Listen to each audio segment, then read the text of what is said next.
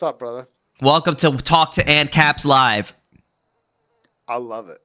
How you doing? You're our first guest. We just started the room 5 seconds ago. Yeah, this is our podcast. Oh, wow. This is your podcast? Yes. Okay. Yeah, you're on a podcast. Well, So what do you know about anarcho-capitalism? Yes. Anarcho-capitalism is the end stage of the United States of America, I would guess. I would hope so. I mean, that is the entire thing. I mean, that's where it's going. The end of days, money, and only money, and that's the end of it. I'm not sure I understand. Are you saying that there's some kind of apocalypse and the outcome is anarcho-capitalism? Well, yeah, there is. We are at the absolute end earlier of suicide tonight. capitalism. Nice. Good evening, What is citizen suicide debaters. Suicide capitalism is when you take an idea to the absolute brink, when you have everything you can possibly get out of a production economy. I think we could have a lot more. I don't think so.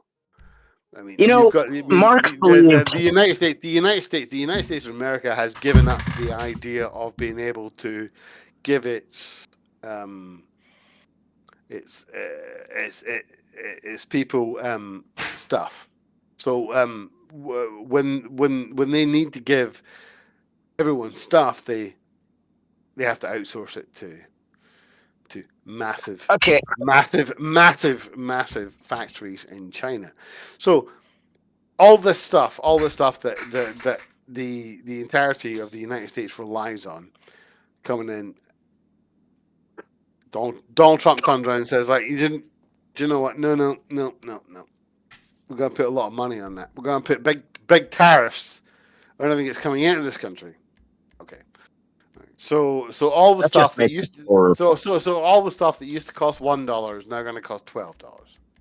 All the stuff that on Amazon that was like, oh yeah, for Christmas I'm going to get these little balls that are made in China. Oh, that used to be balls $1, and now they're $15 because tariffs, right? So what's the argument? I want to hear a good, conscious argument about why these tariffs are better for Americans at Christmas who want to buy Christmas gifts. We're against tariffs. I'm fairly sure that. Well, yeah, none of us are going to defend tariffs. We're anarcho-capitalists. We're against tariffs. Yeah, in fact, I actually made a YouTube video where I went into deep detail as to why tariffs are bad. We're against all tariffs. Yeah, tariffs are really bad. We find to be the whole concept of a tariff.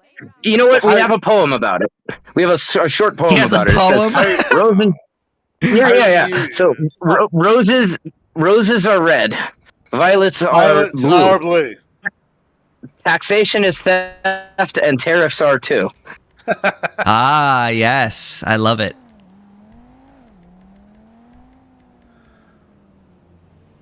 The way we see it, you don't owe. If me and you are doing business, no matter where we are in the world, if me and you are doing business, we don't inherently owe some random third party a cut of the action. Absolutely not. That's not a thing that should exist, but it is a thing that does exist because we are in suicide capitalism stakes now. See, I wouldn't call that capitalism. Maybe we define capitalism a little differently. I think of capitalism as being like free markets, right? Like private property rights, absolute free enterprise system. Everything is provided competitively on the free market.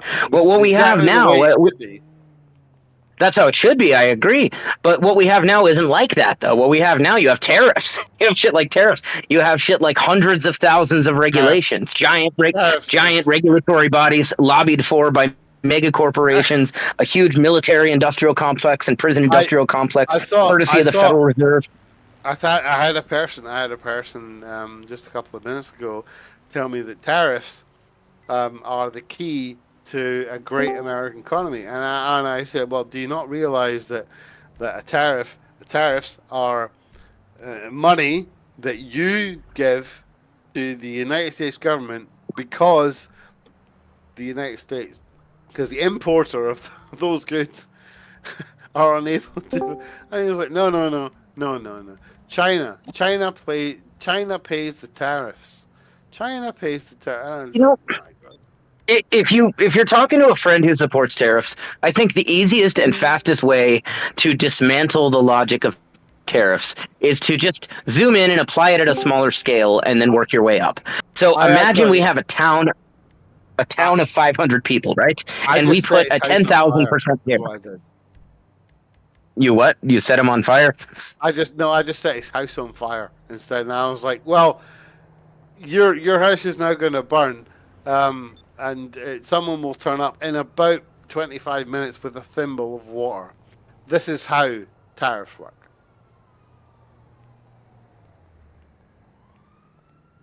We need to abolish Not sure I tariffs. follow. Oh, so do we I all would love agree to that abolish tariffs. do we all agree that tariffs are bad? Obviously. Okay. Yes. So what do we I think disagree it's on? always bad to take.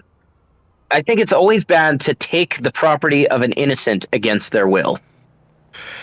Absolutely. Taxation is theft. Well, see, that also describes tariffs.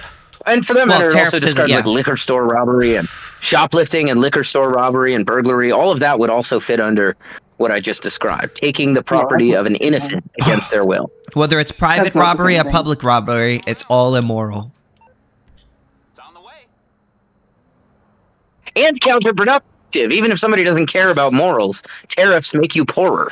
They raise your cost of living.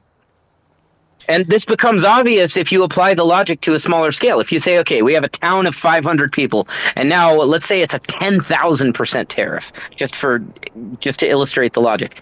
10,000% tariffs to bring in anything from outside the town, right? So the idea is to encourage production inside the town, right? Now the town, in theory, they're supposed to have their own golf ball factory and bologna factories and, farms to produce soybeans and whatever the fuck else, right? They're supposed to produce everything that the town needs. Well, realistically, you have limited resources, limited talents and skills and personnel. Things that people really want in the town can absolutely get produced, but all the way up the supply chain in the production of those things, you have to produce those precursors as well.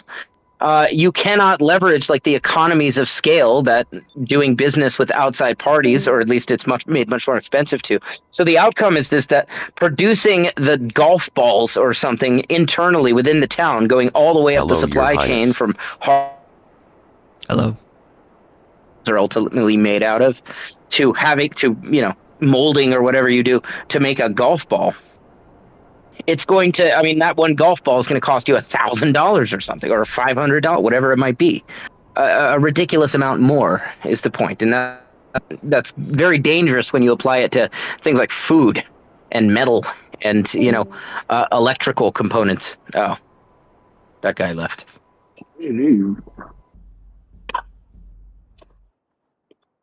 Well, shit. Yeah. Are we by ourselves now? Yeah. Well, I guess they weren't excited about the podcast.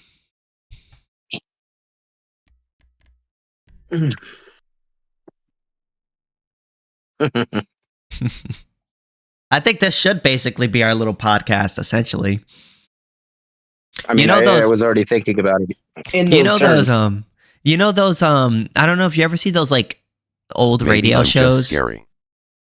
Radio shows that they would just have call-ins, people calling in and stuff like that, and they would like debate people and stuff about stuff, right? Alex Jones would do stuff like that, and Matt Dillahunty. I feel like this is kind of like that. Yeah, I see that. You know what I mean? Yeah. My boy and I went out into the yard and shot my 44. We were shooting a paint can. The 44. I don't want to play GTA Discord right now. live streams modern radio confirmed. Kind of want to Yeah, watch basically, 2K. Discord live streams are pretty much modern radio. You know what I mean? Well, I mean, live streams are basically modern radio, but you can see the person now, which is better.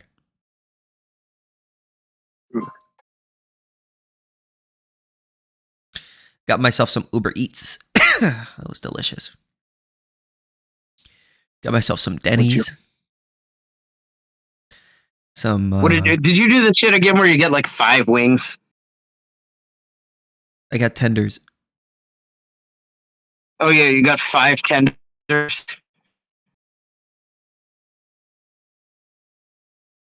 We did Domino's. Got Domino's, huh? Do I have Domino's? What? Lily from AT&T is raising $500,000 for LA firefighters for selling wildfires, for selling risque photos. Where do I sign up? Remember the AT&T girl? Woo! I just want to... All right, I'm done. No one wanted to cook. It's been a long day. No, Started at 4:22 a.m. It's Saturday. Fuck that shit. Fuck having to cook.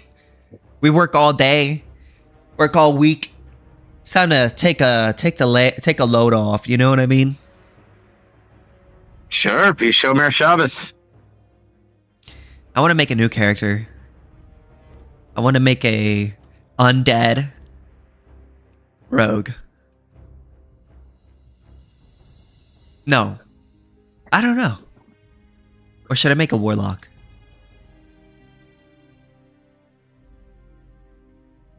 I'm not very good with warlocks. I don't really know how to use warlocks, so fuck it. I'll make a warlock. I can maybe learn. What Had color? the grandbaby before dawn. Cranky little stinker. Grandchild. Teething sucks. I have no children or grandchildren.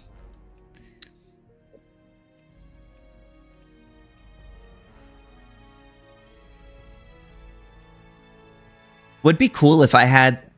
maybe I should figure out a way so that when my chat gets read, it comes out of my microphone so that you guys can hear what it says. Is there a way I can do that? I don't know. I don't think so. I'm gonna ask ChatGPT. When on Windows, how can you make an app sound come out of your microphone output?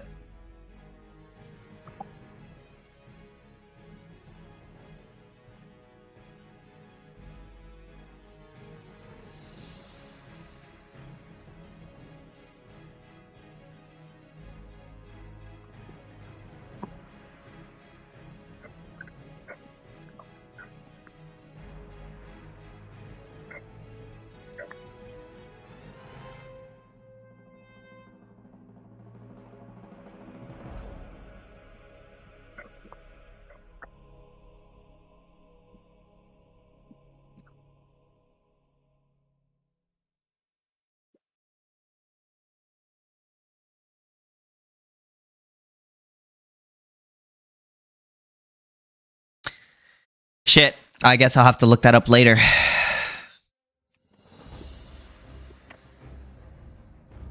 I'm kind of like, don't know whether or not I want to be a rogue or a warlock. Rogue. Rogue? Yeah. Alright. Should which skin color should I be? Green, purple, blue. Maybe we should make Green green. is not a creative color. I'm pick green. What do you mean?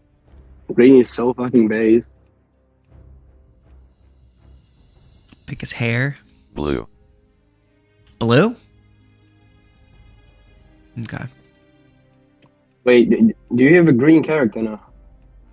Undead. Is your rogue green? He's undead. Does he have green color? His skin, he's undead. Wait, what does... Wait. He's a zombie.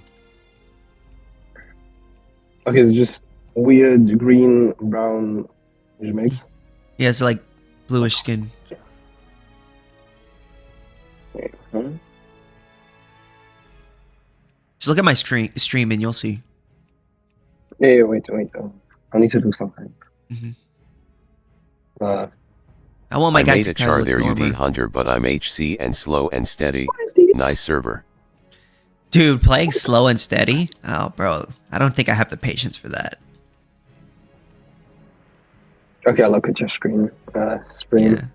I don't know if I have the patience for that to play. That must take forever. It's fucking ugly. Holy fucking shit, that thing is ugly. It's an undead. It's not supposed to look pretty. Is it supposed to look that ugly though? What should I name him? Adolf. Adolf. No. I'm pretty sure they'll make me No, change. They'll make me change my name if I do I have that. a take. So back when I was on Facebook, Igor. being that I am a Jew Igor? from Northwest Baltimore, I joined a Facebook group for Jews from Northwest Baltimore. And I posted essentially in that group saying that it's up to us to make that mustache okay again. Nobody else is gonna, pave the way on that. It has to be us. So why don't we all agree we're going to start wearing There that you go. mustache, that little square mustache, just so everyone else can once again. And we don't have to keep it permanently. We just do it enough to Name send the him Black message that it's Cities. okay. It's just a mustache, and a mustache doesn't make you a racist or a genocidist. You And guys then I gotta got take banned that from that style group. back. You guys gotta take that style They back. banned me from the group. Tyrant Lich King, the vast undead armies of the Scourge seek to eradicate all You guys gotta take that hairstyle, stash style back, you know what I mean? Sylvanas Windrunner. A group of renegades broke away from the Scourge. Nah, to be honest, that mustache is probably the worst look you can have. Known by some as Looks like the name has changed, so we're good on that fights front. a constant battle. Maybe KingSithis. KingSithis? No, I changed it to Igor. That's his name, Igor. Slaughter those who would hunt them as monsters. LOL. With Sylvanas as their banshee queen, I'm the so Forsaken big, have dude. built a dark stronghold beneath the ruins of Lordaeron's former capital city. This hidden undercity. Dude, where'd you find this? Actually, I could actually send you guys the link to my chat. stretches That's actually beneath interesting, the haunted believe it or woods not. of the Tirisfal Glade. What platform is it on? Land Pornhub or what? dispersed. All of them. Zealous humans of the Scarlet Crusade still cling to their Oh, right here, sacred copy holdings, link. obsessed with eradicating the undead and retaking And then I'll their put it in the master debaters. Convinced that the primitive races of the Horde If you click that link, you'll see my chat. And victory over their enemies, the Forsaken have entered an alliance of convenience. Harboring no true loyalty for their new allies, they will go to any lengths to ensure their dark plans come to fruition. As one of the Forsaken, and it'll read it to you too. massacre any who pose a threat to the new order. Human, undead, What? What do you mean it'll read it to you? I don't want to hear some shit. Well, you can turn it off by pressing the button. I don't see any messages. Well, nobody's chatting right now. Wait, let me. Has check. nobody said anything? Not right now. It pops up as people talk. Does that make sense? So, like, Prax, maybe type something in the chat or L. something. Yeah. I typed L. Okay, that's true. Now, do you see it? Do you see that? Yeah, Mm-hmm. that's cool. Which chat are you watching? Oh, I Hello can for send taxi messages. something. Howdy. Hey, what's up, guys? Hello for tax is something. Tax. His name is taxation is theft. Okay, well, why can't I fucking... I'm trying to send a message in the shit, and I... Oh, you can't Can't send seem to. messages. You just read messages. If you want to send a message, you got to go to my YouTube Why or can't- something and type a chat. There's this messaging. Oh, right? No, so basically that app right there makes it so that you're able to see every chat from all Watching of my you as a chats. procrastinate Does that make on sense? work. Because I'm live streaming to 4 platforms. I'm live streaming to YouTube, Twitch, Kick, and TikTok. So no matter what platform that they type in, no matter what platform they type in, you will be able to see their chat in that thing. But if you want to type, you have to go into one of those live streams and type somewhere. And then, yeah. I'm watching you procrastinate on work. Yes, okay, yes. I need to hurry up and reduce action bar size, hide errors. No. Let's see, movable unit frames. Square minimap, definitely want that. Improved XP bar.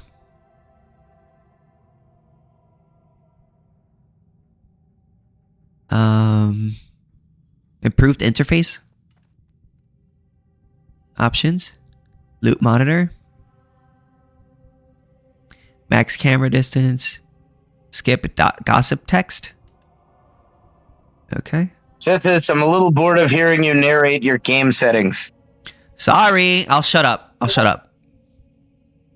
No, we can talk. I just don't want to talk about your fucking game settings. Well, then bring up something interesting to talk about, and then we'll talk about it. I fingered an alligator once. No, I don't want to talk about that. Talk about something normal. Gosh. I think I'd The say other he was, day, like GN King. like I statistics. gotta be up early. Have a good and night, Tick. averages. Tiff. Go ahead. Sorry.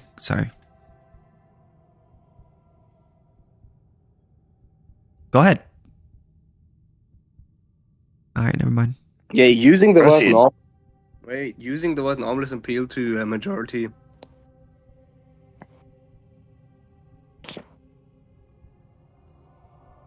You guys didn't get the joke. Okay. No, I don't get it. Wait, Nominalism? don't even-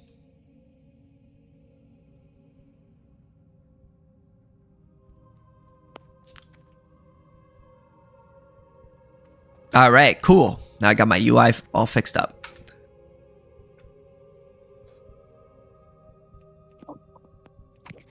Oh, appeal to popularity or ad populum. Okay. So what's up with Liquid Zulu? It seems like Liquid Zulu, everybody's talking shit about him, saying that he's this guy was like, oh, he's not a real objectivist. Anarcho-objectivists aren't real objectivists. What's up with that? I have no idea. Objectivism. I don't really know much about objectivism, I'll be honest with you.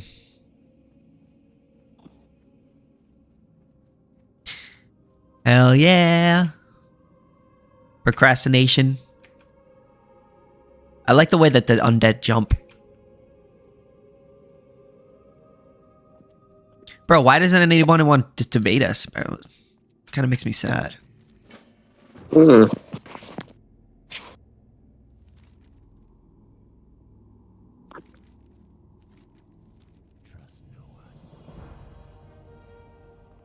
Makes me feel like people don't like me.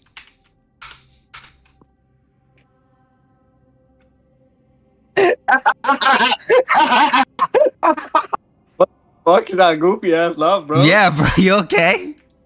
What the fuck? just I feel like I'm not gonna say this on the stream, but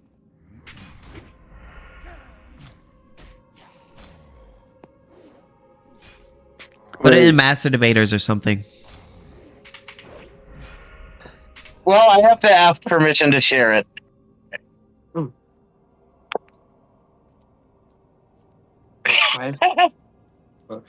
Why are you laughing, man? What's so funny?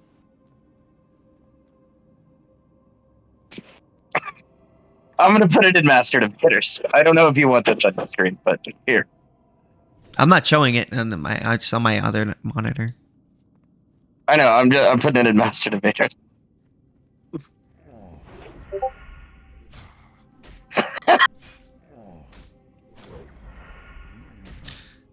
Oh wow.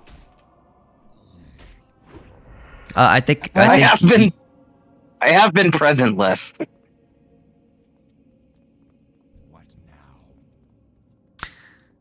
Wow. Okay, but you see why I was cracking the fuck up though. Yeah, that is funny. How the fuck's that funny, bro? I see it's funny from his perspective, but very sad from mine. Oh wait, I'm sorry. I'm gonna go kill myself now. I'll see you It's guys. not my fault. I'll be back, guys. I'll see you guys in. I'll see you guys in Hey, buddy I'll see you boy. guys in Gold's Gulch when we die.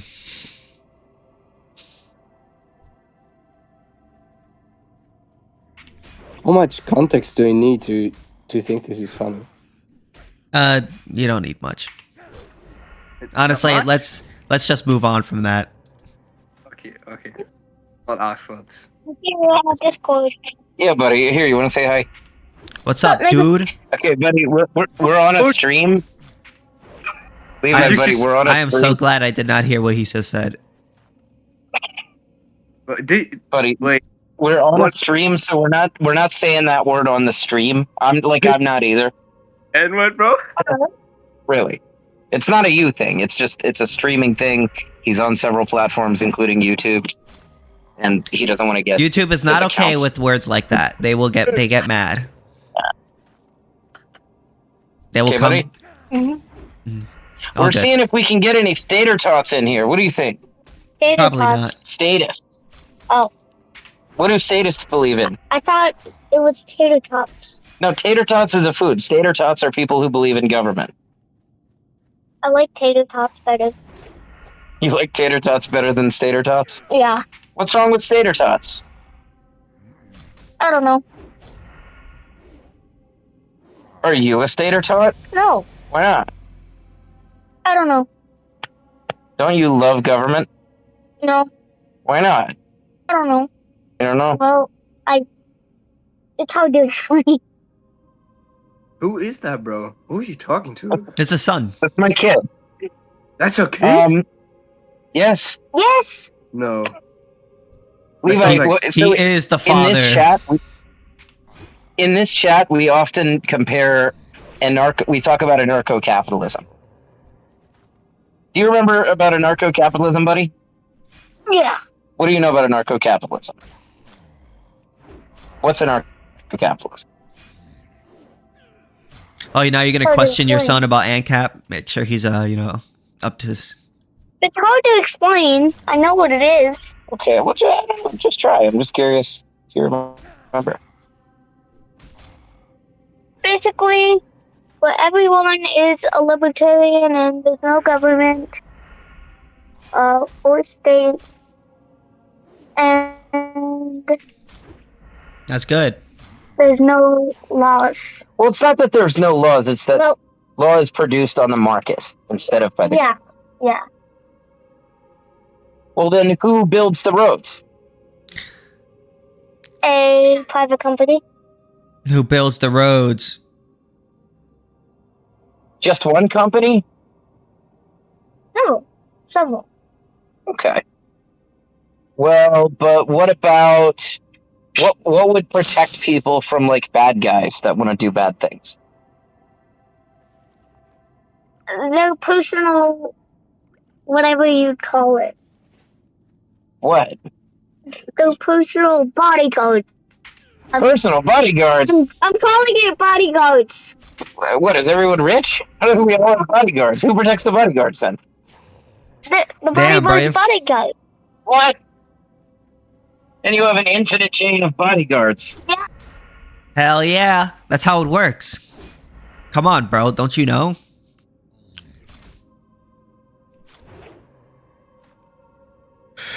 How old is he? 7. 7. Holy shit. Okay, that's young. Your kid's kind of smart. Yes. I met him in real Thank life. you. I'm eager to improve that saying. What? Just do whatever you can to read as much books as you can, or listen to books. Audiobooks are good too, right? And just try to take in as much information as you can while you're young. And from there on, just build up. When you're young, you have all this opportunity to start, learning something. And then you have all this time to master it. So, you know, What take about the advantage of it. idiot factory? The idiot factory? In the schools? Yeah, the idiot factory. You mean properties? You mean the schools? No, What the people is he who work referring at to? school. Oh, okay. Well, teachers, you know, they teach you the basics. Math, reading, science, right? Those are the basics. But You fly. You fundamental. fly, phonics, whatever you call it. You fly? You fly. Ew, I've never seen you fly. You fly. No, it's not you fly. It's you fly. What? It's you fly, not you fly. What? It's first grade math. I mean, it's first grade you fly. UFI? Yeah. I have no idea. Oh, hey, bud. Hey, somebody called wanting to talk to you. I'm gonna call her back. All right, bud. Oh, It was Rachel. I figured. Probably wants to talk to you, so I'm gonna give her a call back. All right. Okay. So I'm gonna hop off this call for right now. No problem, man. See ya. Y'all I just heard a 7-year-old kid say the N-word. Wow. I think I've seen like at least 50% of what the universe holds of information. I've never seen that before. Kind of sucks. There's nobody joining.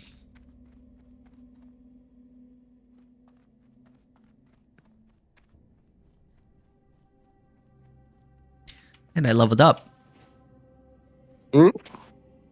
Stealth. What's up? Hello.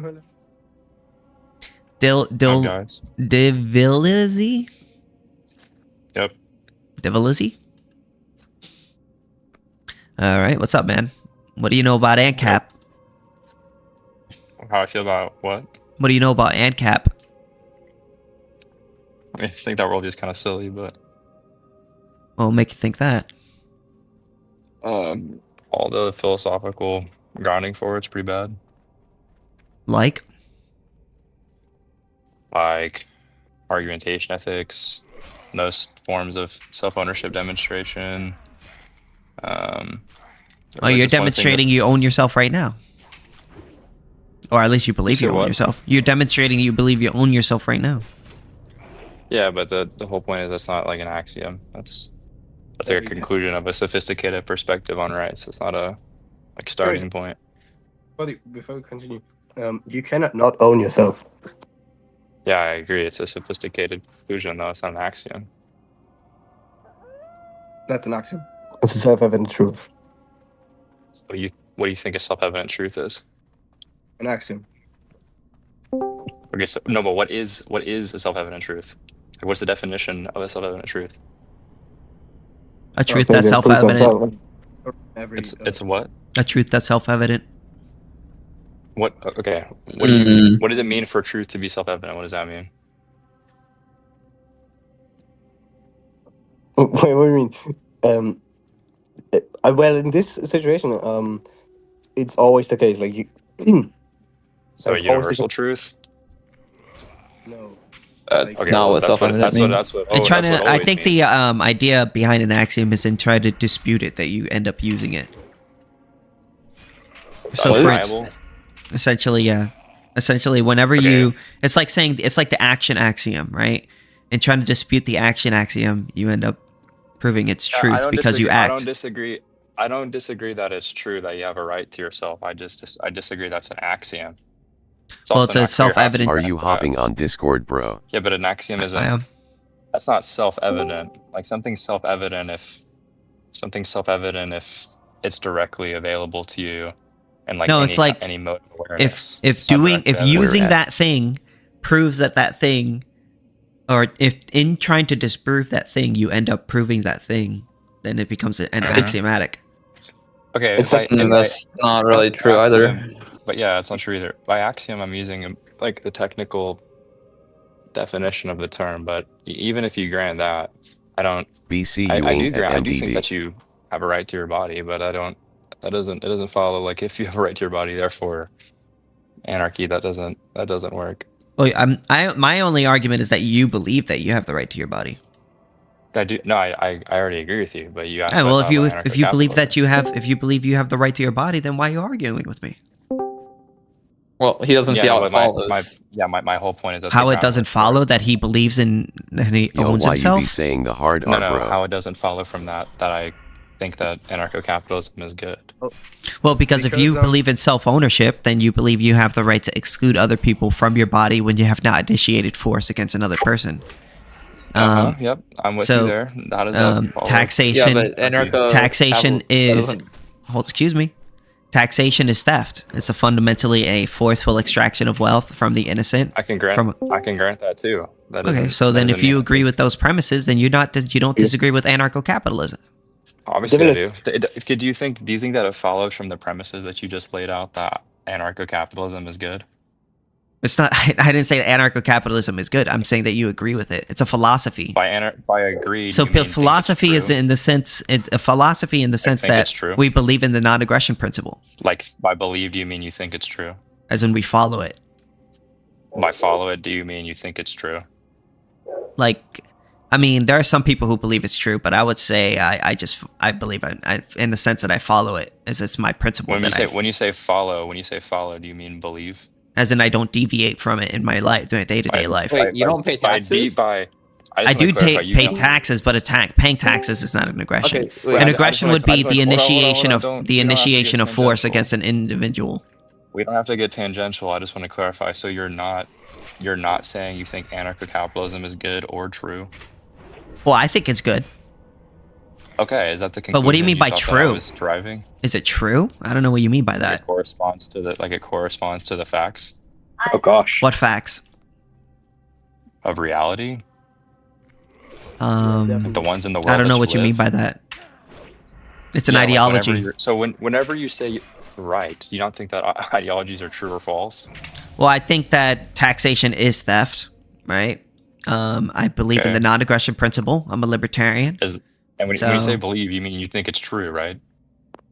as in I follow it in my day-to-day life. But A principle is you're something that you follow or choose to follow, or you don't choose to follow. It's a statement, right?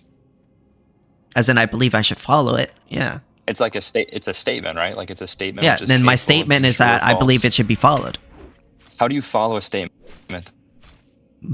because the statement a non-aggression principle entails that you don't aggress against somebody, so you're following it. Sorry, I got a call. Sorry, what am I following? The non-aggression. I'm saying if the non-aggression principle is a principle, so if you can either follow it or don't follow it, and I follow it because I believe in the it. principle asserts something which is either true or false. I don't think so. It's not a true or You don't false think that the statement. It's a non-aggression- principle. Principles aren't not- so it's necessarily not a true or false proposition? statement. A No. principle is not a proposition. What do you mean by that? You don't think the statement "I ought not initiate force" is a proposition? Yeah, I guess so. Yeah.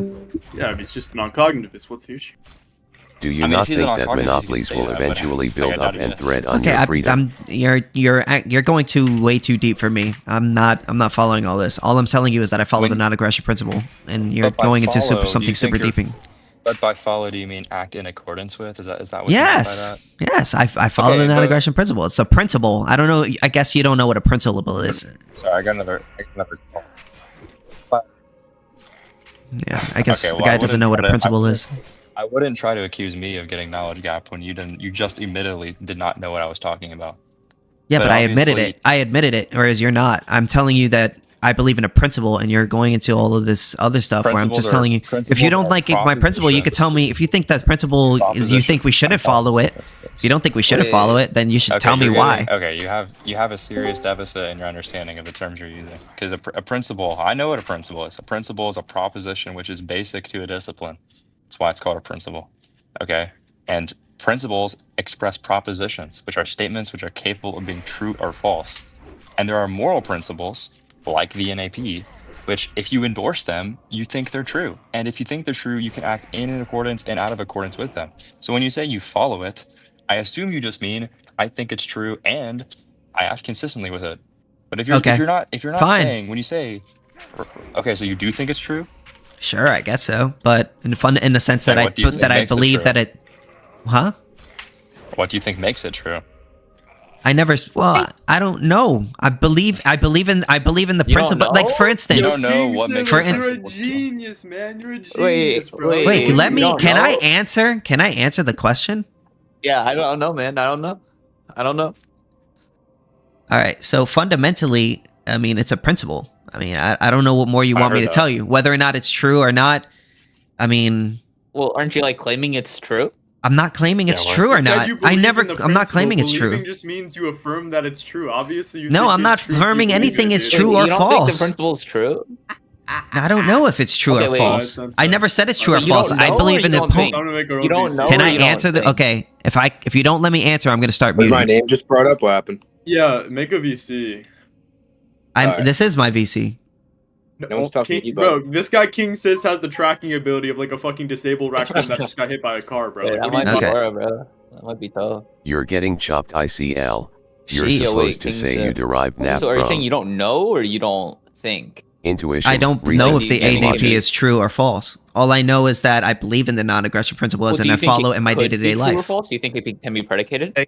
I mean, The whether or NAP not is- it's true or false, that's up to other people to figure Wait, out. do you That's think not it my has the thing. capabilities of being true or false? Or, like, I don't are you know. a non-cog or? I don't know. That's not It's my. true. That's not my. That's not my field of study. I Okay, study so economics. You don't even know if it's capable. I of just follow being the true or non-aggression principle false. because I believe in the non-aggression principle. I think it's correct Wait, so in the sense what are that you asserting? it's immoral. I believe that the non-aggression principle is the most moral way of settling disputes over scarce means, so therefore I follow it. I never said that the non-aggression Okay. principle is true or not true. You're just asserting your own opinions. Is that it? Yeah, that's why I'm here to tell people my opinions. Yes. Okay, so you're not like making any like actual like declarative statements. You're just saying, or I mean, I guess you're just saying what you believe in personally, right? Yeah, No, that's bruh. why I'm here to talk Morals about are ANCAP. subjective. Tell people what I Nap believe. is how we should view law. All right, Law is all right, objective. so, like, it's I not- mean, if you can't handle that, I mean, you could go hang Bro, what do you somewhere mean else. can't, bro, it's just like not a debate. Like you're just basically Ethics saying I are believe in this. objective. Like okay. Okay, if you I believe in disagree, whatever wait, I you believe in, you right? can't, Like- you don't have an argument against the non-aggression principle other than But you're not making anything I can. All you're saying is I believe in something. All right, like the same way I believe in Okay. a unicorn. And I believe in a unicorn. I mean, how do okay, but you can disprove that? argue can't, right? I against mean, whether or not a unicorn is real or you're not not. saying that it's true or not, but you're not making the claim that it's true or not. Well, All if you're do you making the claim do you of is that disagree you with the believe in it. non-aggression principle? Do you think it's bad? What do you mean by disagree? Do I think it's not true? Do you I think don't do know. you think that it's people true? do you think that people should be allowed to violate people's or initiate force against people? I don't believe that normative claims can be predicated. No. It's just a simple question. Do you believe that people should have the ability to No. be allowed to initiate force against I innocent think people? this is irrelevant because you're not even Okay, taking so an then you opposition believe in the on this NAP too. So then we're in agreement. You're in a ANCAP. No, you're not. You don't. Okay, Then you're an Let me make ANCAP. this clear. You're not. Wait. Let me make this clear. You're not stating anything of substance. All you're saying is You I could believe. say that all you want, but you agree with me. You're an ANCAP. Thank you. What do you mean? You're not saying. No, you that it's agree with true. me. I asked you. Wait. I literally think just you're asked you. confused. Hold on. I literally just asked you. Hey, do you believe Wait, that it's wrong? you're Wait, not- excuse you're- me. but Excuse you're me. not- Excuse me. I asked you, think hey, you're do you believe confused. that it's wrong to initiate force against another person? And you said yes. let me- and I'm like, okay, let me that's what I break believe. this So down. therefore, Wait, you're I in said- agreement with me. I said So therefore, no. now Wait, you're I an said- ANCAP. No, wait, hold up. First off, that is not the negation of the proposition you proposed. Second No, of I all, said I support the non-aggression principle, and I asked you, do you believe Yeah, it's okay, okay? no. Wait, no. There's a follow-up question to that, and then you said, and I said yes, and then I said, no, do you you're believe? Do you completely believe equivocating that? two different things. Excuse me. Do you believe that it's okay to initiate force against an innocent person? And you said no. Dude, that was and not then the I question said, you asked me. That was okay. not the Do you question you asked okay? me. Then I'll ask you. Do you believe it's okay to initiate force against an innocent person? What do you mean by okay? As in you have the right to. Do you believe you should be allowed to do that? Yeah. I mean, I could push this question further back. What do you mean by the right? You don't know what the right means? And it's an Yeah, I action mean, that I would ought like not you be to reduce impeded. Okay. Yeah. No. I don't Okay, agree so with you that. believe that you should have the right to murder and rape and No, kill people. I don't agree with that either. So you don't King believe Sithis. that. So what do you believe? You Lost in my either brain I roast. don't believe that you can. I don't believe that you can predicate claims that involve like oughts, right? I don't think any ought claim. I don't think it can be predicated, right? abstracts, bro. Please. So I just reject the question. So you don't know. So you don't know whether or not it's okay to initiate it's force. not that I don't know. I literally reject. That's what the I'm grammar of asking the you. question. But that's what I'm asking you. No, it's not that I don't know. I'm rejecting the grammar of the Okay, question. so you don't I don't know. think you can get a yes or no. So you I don't think know. A yes or no. It's not that I don't know. It's that I'm So then, what's rejecting your the- answer? Like, You can't. You can't. the question is, I'm rejecting. Like, if I I'm not ask asking you. Did I something ask you completely if you're rejecting it? I ask you if you know or not. Wait, okay. I'm just gonna make a very easy example. If I ask you something incoherent and you cannot answer it, It's that's what's not because you incoherent. don't What's know, incoherent it's about because the it's incoherent. what's incoherent Yeah, I about the don't question think that I asked you? I don't think that normative claims such as oughts, right? I don't think you can get an ought, right? I don't think these oughts come to. It's a very predicated simple yes or no question. answers. I don't understand why it's so hard for you to answer such a simple I answered question. the question. I don't think oughts come. So then down you to do yes or no believe. answers. So you think that rape and murder is okay? Wait, are you? I don't think oughts come down to yes or no answers. Okay, so rape and Does that make murder, sense? genocide, When did I perfectly say- okay from your perspective. No, I said it can't So be either. so then yes you or do no. believe in the question is non-aggression. Okay, so then you incoherent. do believe in the non-aggression principle. Wait, you're so confused. Wait, I am rejecting the grammar of the question. Wait, The question if is you don't incoherent say within if my you don't worldview. say I don't believe in the non-aggression, if you don't say I do believe in the non-aggression principle, I'm going to assume that you don't believe in the non-aggression principle, which would mean that you believe that Okay, rape yeah, and do you- murder is this okay. like the So do you equivalent- believe in the yeah, non-aggression I can principle? explain. Yeah, so I can explain, right? This is the equivalent of me saying, do you believe you should be able to glip-glosh somebody? And when you answer no, oh, that means you don't believe you should be able to glip-glosh. Well, what does glip-glosh even mean? Nobody knows. The And that's what non-aggression I'm telling you principle right one now. does I do but not I've know explained to what you what the rape and non-aggression murder is. but I've explained Wait. to you what the non-aggression principle wait, is. You're not listening to me. But Your I've explained question to you is what the incoherent. non-aggression I've I do explained not to you take what the affirmative or negation of an incoherent question. Does that make Okay. sense? So what part of the non-aggression principle do you not understand? I understand what that is. I Okay, am so I'm not rejecting giving the you use glip of the gloop. word I'm giving okay. you a word that you do understand, and I'm asking no, the you: word Do I you don't understand is what you support mean by the non-aggression okay. principle? Wait. I'm asking you: Do you Okay. support the non-aggression principle? As in, do you believe it's okay to initiate force against an innocent person? Yeah, and I you reject the said, meaning of and you okay. said, I don't I know. reject So okay. I am assuming I that reject the if you okay in this question. Can you okay. hear me? Please just go ahead, Germany. Can you hear me? Yeah, I Like- can hear you. Yeah. Your mic is just really low. No, I am rejecting okay. All right, the way You don't know what use the okay word means? Okay. You don't know what I okay know means? what it means. You've defined it. I'm rejecting the way you're okay, defining it. no problem. You don't know what okay means. Got you. Wait, are you not tracking? I said I know what it means because you defined it. I am rejecting the way you're defining it as to be coherent. Okay, so how do you define okay? How do I define? Well, no, I can take your definition of okay. I mean, Okay, I so don't- then answer the it question. doesn't matter. You're right? acting like you don't know what I'm asking rejecting you. The way, I'm rejecting the way. You're gonna like, I'm not seriously act like rejecting- you don't know what the question I'm Wait, asking hold you? on, let me Wait, explain. Sigma, You why, can bro? Who cares about definitions, bro? Just answer let's the see question. definition of You okay. either Let's see the believe it's definition of okay. okay. Use it, bro. Listen, bro. Let me answer You fly. either believe Let me it's answer okay fly. to Can I answer initiate fly? force Can I please or you answer fly? don't. Can I please answer fly? Can I please answer fly? Okay, fly. I don't care about definitions. Okay, I am accepting the way. When I say I'm rejecting the way he defines okay, because the way he defines okay is with an ought, right? And I'm rejecting oughts. So when I say I'm rejecting okay, I'm really just saying I'm rejecting the predication of an ought. Does that make sense? Okay. So that's what I'm really rejecting here. Right? Should you So I ought want not? to- Do you believe you ought not be raped? Yeah, I reject like the predication of that. I don't. Do think you that's believe gonna you come ought down not? to, So like, a you true or don't believe false. you ought not be raped. I don't think that's gonna come down to a true or false. So statement. yeah, so like saying if you were to Limon say ultramicroscopic I ought not be raped, if I were to say you ought silicovolcanicosis. not be raped, you would say that's a dumb statement. No, I would say it's incoherent. Yeah. Okay, so you don't have the right not to be raped. I would say that's an incoherent statement. Yeah. No, would be incoherent from your perspective if I were to say you ought have the right to be raped. No, I'm saying you ought not have the right to be You raped. can't predicate it.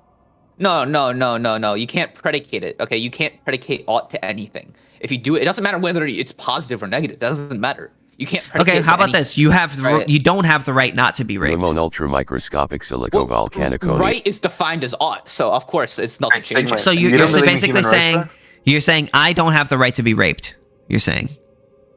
When am I saying? I'm saying you can't predicate it. I'm saying I'm denying. I know. the That's why I'm grammatical asking you. You're phrasing of saying the- that's why you're saying. Basically, your argument is you don't have the Well, right you're- not to be you're still raped. asking incoherent questions. You're It's like, not oh, an would you incoherent agree question. with It this? fully And then- aligns with your ideology. You're saying Okay, that you so let me can't explain, derive let me ought explain. state. You said you can't derive ought statements, and I said, okay, so then you're basically saying that you don't have the right not to be raped. Because if you're saying that you do have the right to be raped, because it's either you do or you don't. If you're saying you don't have the right to be raped, then you have to. Wait. Let me finish. Then you're saying I don't have the right not to be raped.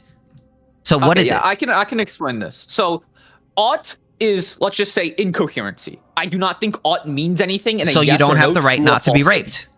Okay, well, here's the thing. When you say right, you say ought. So when you're using ought in a sentence, as in you're saying you don't. There is no ought. Wait. There is no ought. I'm saying there is no ought in the statement. Wait, there ought is. And negation You are don't both have. Wait. You don't have a right. Are you confused? Listen to me. I'm saying ought and the not to be raped. Are both incoherent. Wait. So you understand? So there's no such thing as an an ought or a no ought. Well, okay. Wait. Hold on. Now let's make a key distinction. If you're saying the negation of ought, that's obviously going to be incoherent. Right? Now, if you're saying oughts doesn't exist, then sure, I can agree with that. But that's two very different things, and I do not want you to confuse them. Okay, right? So if somebody were to rape you, there, whether or not you ought have the right to stop them or not ought have the right to stop them is incoherent. Correct. Okay. So somebody came up to you and raped you, and I was to ask you, ought you have the right to stop them? You would say that's incoherent. Yeah, because ought is incoherency, yeah. So there's nothing to talk to you about at this point. What do you mean? What do you? Because I believe in rights. How? Because I believe in rights. Okay. So there's nothing else to talk about. I don't have to take a right to be what you take a right to be. I mean, no, because you're basically saying like, if somebody came up to you and raped you, and I came up to you and I was like, "Whoa, ought you have the right to stop that person? Ought you have the right to?" Okay, can I ask you a question? You would say that doesn't make any sense. Yeah. Can I ask you a question? How do you derive your oughts? Oughts are just concepts that us humans made up to settle to figure out whether or not. No, KingSithis, you're tweaking, that's bro. Just not true. Okay, that's just not true. That's just not true, bro. How is that not true? Stigma. We arrive NAP and property rights through intuition and reason and logic. Yeah. Okay. I mean, I can accept these. I just don't think they're like oughts. I mean. Yeah. No, I believe these are oughts because we derive them from intuition and reason and logic. I don't think that follows. I mean, for example, I know of no society, and unless you can present me one, right? I know of no society or any human that does not have a theory of property. Even the biggest rapist you know, even the biggest murderer you know, they have self-preservation, or they have a concept of stealing, or they have a concept of murder. They don't want to die. They want things. Okay, right? They have a theory of property. Yeah, I can ask the question: why ought we to follow our intuitions? Yeah, because no. It is not my intuition. It is external. It is not the fly's intuition. Oh, I disagree with that. I'd say the intuitions arise from like evolution, right? It's not going to be like. Sure, yeah. It's external from mind. So obviously, right? the existing intuitions are just going to be the result of survivorship bias. So I don't see any reason why that would give like any credence to any oughts or not, right? What do you mean? Yeah, so like our intuitions obviously arrive from like survivorship bias, because if we have like an intuition that murder is okay, then we all murder each other, and then that side doesn't exist. Wait, but do we? Yeah, it's survivorship bias. That's what I'm saying. We don't have it because the people who did have it died, right? Really? That's Can you show me? Can you show me how society ended itself? I want to see it. Well, no, I mean this is how evolution works. That's literally okay. Exactly. So the intuition we have right now is the property rights. You just told me a scenario. What if the intuition is to rape women, right? And it's like, well, can I see it? And it's like, let me distinguish something, right? This isn't something that we're like finding or reaching or like discovering, right? No, this is just the result of evolution, of survivorship bias. Does that make sense? Well, okay. So you're saying what is is like ideas and opinions are not genetic. We're talking about intuitions. We're talking about intuitions. So wait, these do aren't you things have proof that there's a society? What?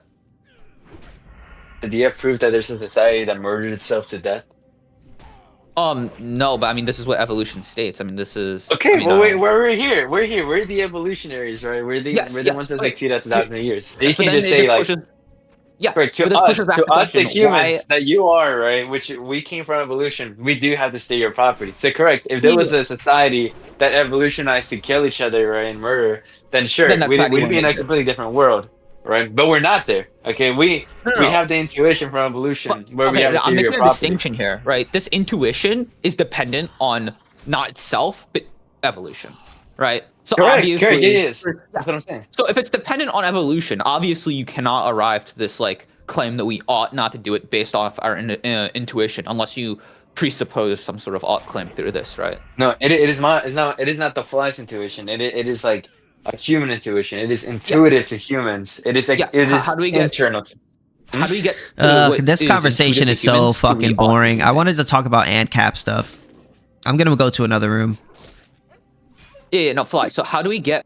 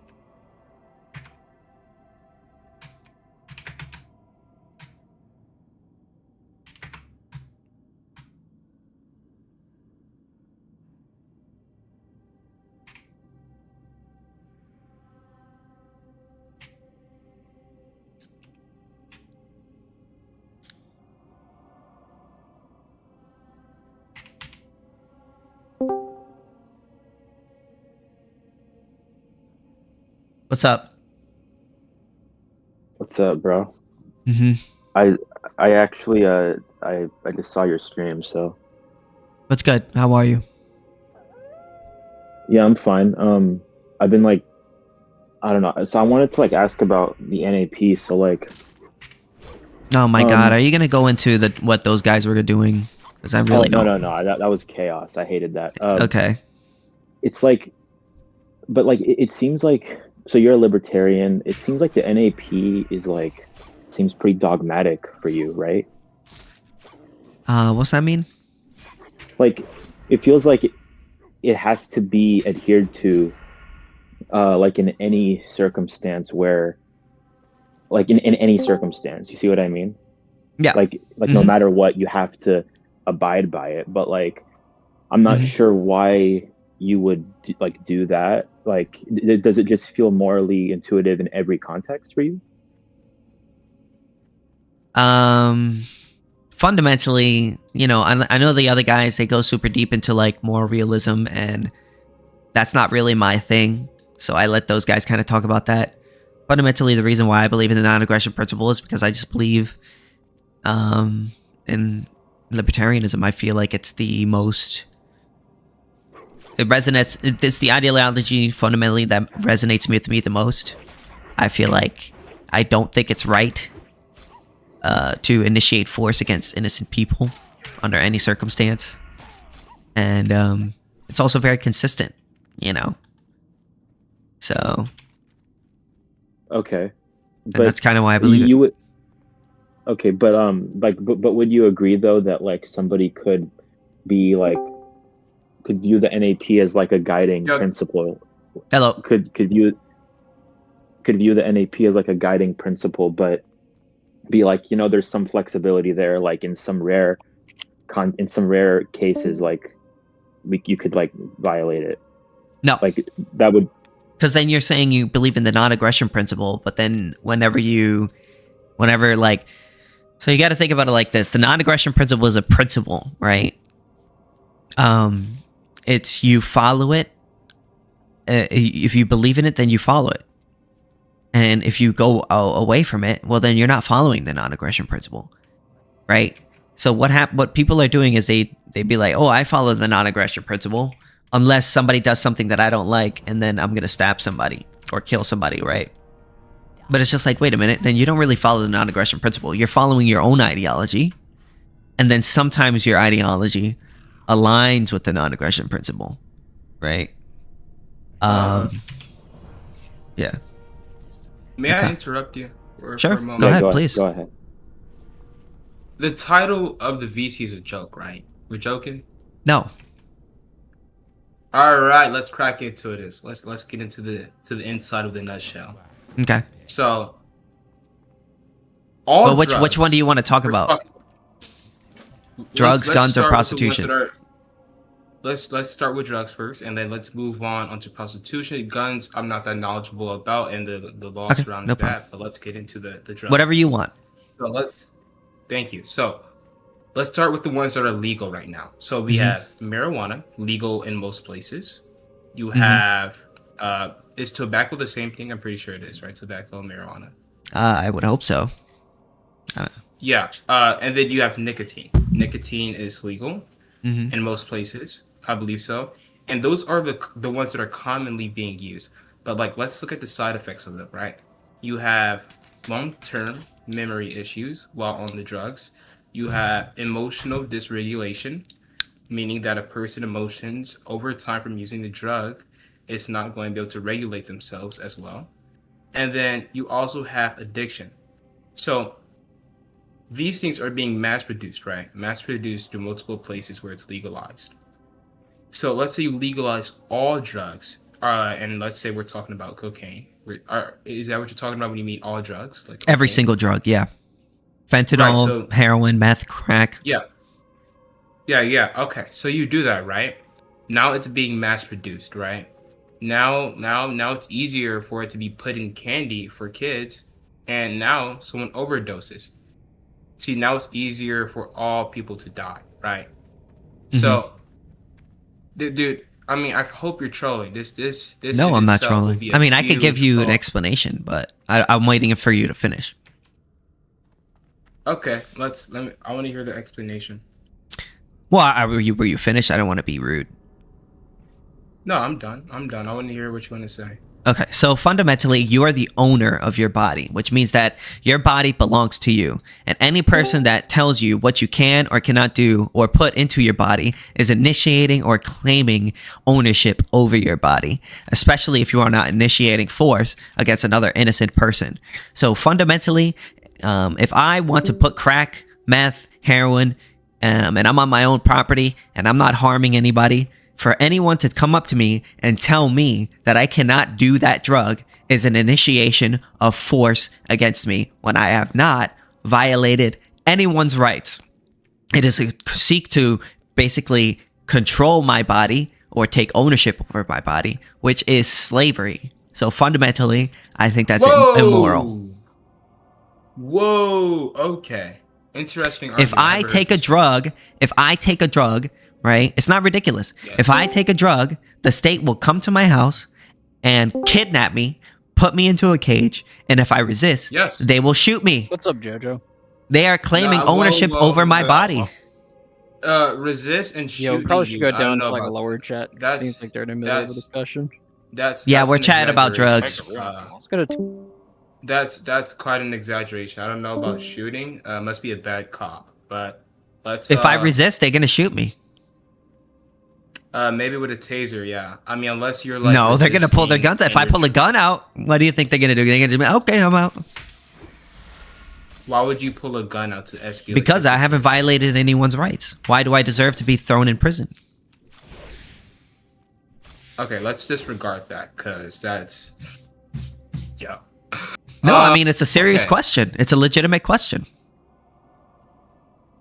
The thing is, I'm not okay. I just want to make this clear. I'm not joking at all. None of this is a joke. Okay. I am so serious. Okay. Well, I will take you very seriously. Okay. Let's put you in the perspective of a cop, right? Let's say you're detaining someone because they're going against the law of the state, right? They pull out a gun, and now you are also in fear of your life and what the person's going to do with that gun. What are you going to do? What are you going to do? What am I going to do? If someone pulls a gun out, I would resign because fundamentally stopping people from using their own body is an initiation of force, and I would not want to do that. No, keyword perspective of the cop. So I would he has the ability to resign or not. Yeah. My friend, if you're in a situation where you're detaining someone and they pull out a gun and you're in the perspective of a cop, no one with your mindset will be a cop. By the way, the way you're thinking, you're not going to be a cop. Yeah, because being a police officer is immoral. You're especially under the current law. What you're doing is you're violating people's rights for doing a non-criminal behavior. It's victimless crime. There's no victim. There's no crime. Where's the victim? Well, crime doesn't only follow under who's the victim or what's the crime that's being committed. Crime follows into multiple things. Okay, so you have trafficking, you have prostitution, you have what's wrong with drugs. that? It follows. What's wrong with prostitution? Well, yeah, we can get into that later. But let's victimless crime. Let's get back into the drugs thingy. Okay, so we have an argument that I like to see a lot. We have freedom, and then we have what's the other thing? It's freedom and well, it doesn't matter. Okay, so for certain laws to be in place, it restricts the person's freedom to do things. Okay, for some people, they like to lit things up on fire. Some people like to be arsonists. Some people like to do bad things. That's limiting their freedom. There's a victim. To do a bad thing. There's a victim. If you set somebody's house on fire, if you light someone's house on fire, there's a victim. If you do drugs, there's no victim. Who is the victim? My friend, you're victimizing yourself. You're harming yourself. No, I'm the owner of my body. No. I should be allowed to harm myself. Okay. Right. Let's think about this long-term wise. Let's say people think like you ahead in the future for 10 years. There's going to be an increase in psychosis. There's going to be more people in institutions. So what? Because, dude, so what? What do you mean? So what? I don't think that's true. What about the ramifications of the drug war? How many people are killing each other, shooting each other? How many people are spending their whole paychecks on drugs when they don't need to because the cost of drugs is going up? How many gangs are shooting each other over turfs in order to sell drugs on it? I mean, there are tons of people who are dying every single day because of these shootouts. 90% of the gun crime in the United States is done by gang-on-gang violence. Why do you think they're shooting each other? To defend turfs, right? If that wasn't if when was the last time you've seen a pharmacy shoot up or do a drive-by on another pharmacy? It doesn't happen because even though they're selling drugs, the reason why is because they're what they're doing is legal. So they have other avenues to settle their disputes. When you make a black market, there is no avenue to settle disputes except for shooting each other. I actually agree with that point. Drug legalization. So let's think about it here. So when things are in abundance, where there's more things, the price of it is going to go down because it's not as rare, right? So the price goes down, everybody gets it, less people start fighting, right? I get what you're saying, but in return of this, society becomes less functional. My friend, there's nothing beneficial when there's drugs involved. It depends what type of drugs we're talking about. What do you mean there's nothing beneficial? There's a reason why people take drugs. If you take drugs, you get high. Yes, you're coping. You're not. It's not a cope in a healthy way. So what? Some people like to get high. Dealing with stress. If somebody, dude, it's most likely a coping mechanism. Should people not be allowed to drink alcohol as a coping mechanism? No, not the same thing that applies here, my friend. I was gonna go should alcohol be illegal as well? No, because it doesn't have the same effects that certain drugs have. No, what do you mean? It isn't. It has a lot of the same effects as many drugs. It makes you drowsy. Yes, it makes you incoherent. Well, makes you make erratic decisions. That absolutely has. But that's if you're like intoxicated, right? That's being irresponsible. Of course, right? Of course. But that's to say, like you're saying like, oh well, it doesn't affect like other drugs. Well, it does. My friend, if somebody's doing alcohol while doing another drug, it may enhance the effect of it causing an overdose. Am I wrong? Not necessarily. I mean, if somebody takes an overdose, gets harmed, and they get into an overdose, they make a mistake. Respectfully, that's on them. But as of right now, you're actually you're actually increasing the likelihood of a person getting an overdose. And the reason why that is because when you make it illegal, you make it so that the only people who are able to sell the drug or give you the drug are people on the streets who have bad intentions, who might spike it, who might over put more than what they say they're putting in it, or less, right? Okay. Whereas if you have a pharmacy, you could see with clear labels, and you could see what the amount you're taking, and you can also buy other products if to help with a situation like that, as well as you could call the police or 911 or an ambulance if something goes bad. But under a black market system, it's the complete opposite. It's the black market. You're pretty much screwed. You have to take whatever the drug dealer gives you, and that's assuming that it is what they say it is. It could be spiked. Whereas, like if a store spikes your drugs, you could take them to court. True. Well, there you go. I understand what you're arguing for full autonomy over your own body. That's completely understandable. But you have to think about the future of things. Now, when I say psychosis, I mean this is the actual documentation of people entering psychosis when they do weed, or when they do other drugs. And I don't know if you know, psychosis causes bad delusions that makes people do radical decisions. So if you have a society that's run on illogical, irrational, radical decisions, what do you think the society is going to look like? It's not. Well, that's assuming that everybody decides to take drugs that make you have those decisions, which is not true. If we legalize heroin tomorrow, are you just going to go take heroin? No, I highly doubt so. You don't seem like the type of guy to do something like that. Also, on top of that, fundamentally, when just because somebody's decision might be influenced by a drug doesn't mean that they're not making their own decision. People, if somebody decides to make a decision that is bad for themselves, well, then they should be held accountable for it. And if they decide to make a decision that harms another person, they'll be held accountable for that too. As in, the same way that if you're really angry and you get into a road rage incident and you harm another person, we still hold you responsible. You can't just say, "Oh, I was angry." No, like it's the same thing. Okay, so what do you say to the drugs that are highly addictive? Drugs, just because something is highly addictive, again, doesn't make it take away another person's agency. And when you make it illegal, you make it more costly when a person is on drugs, because when you make a drug illegal, you increase the cost of that drug.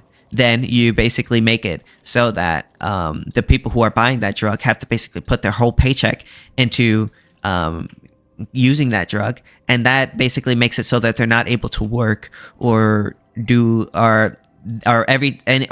to buy their housing or the other things associated with living, because they're spending all their money on drugs. So when you have like pharmaceutical companies creating it and making the price meet the demand, the supply meet the demand, and lowering the price, that will make it so that your average addict can still get help while being be able to buy what they need.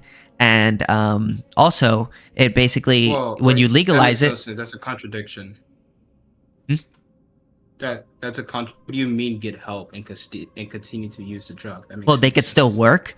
They could still do, like, for instance, if you get arrested for doing a drug, you get a criminal record that makes it harder for you to get housing, a job, and tons of things, just because you did drugs. Not only that, but if you are spending your whole paycheck, you're not able to get housing, you're not able to pay for an apartment, you're not able to pay for your car because you're spending all your money on drugs. So it makes it harder for them to even get the drug help in the first place.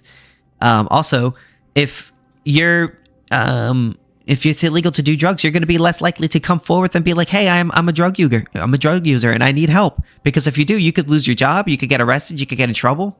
I mean, there's a whole lot of things discouraging it because of this black market. Okay. To an extent, it's a valid point, But right now you're arguing the cost of it, the cost of drugs. But right now we're speaking about the overall well-being of everyone, right? So for someone that's in their job, they're doing their work, I promise you, someone with an addiction is going to hinder their work ethic with everything else they're doing within their job. There's high functional addicts for sure, but not everybody's a high functional addict. It gets to a point. You know, there's people there's a reason why people receive why people go into these rehabilitation centers to get better is because it's reckoning their lives. Yeah, right? but So if you obviously sorry. So obviously there's negative effects to it. So legalizing it, producing it, massively producing it and giving it to everyone, right? As you said, of course not everyone's going to take it, but then you have people are going to buy it more in abundance because now it's a normal thing. So do you kind of get what I'm saying?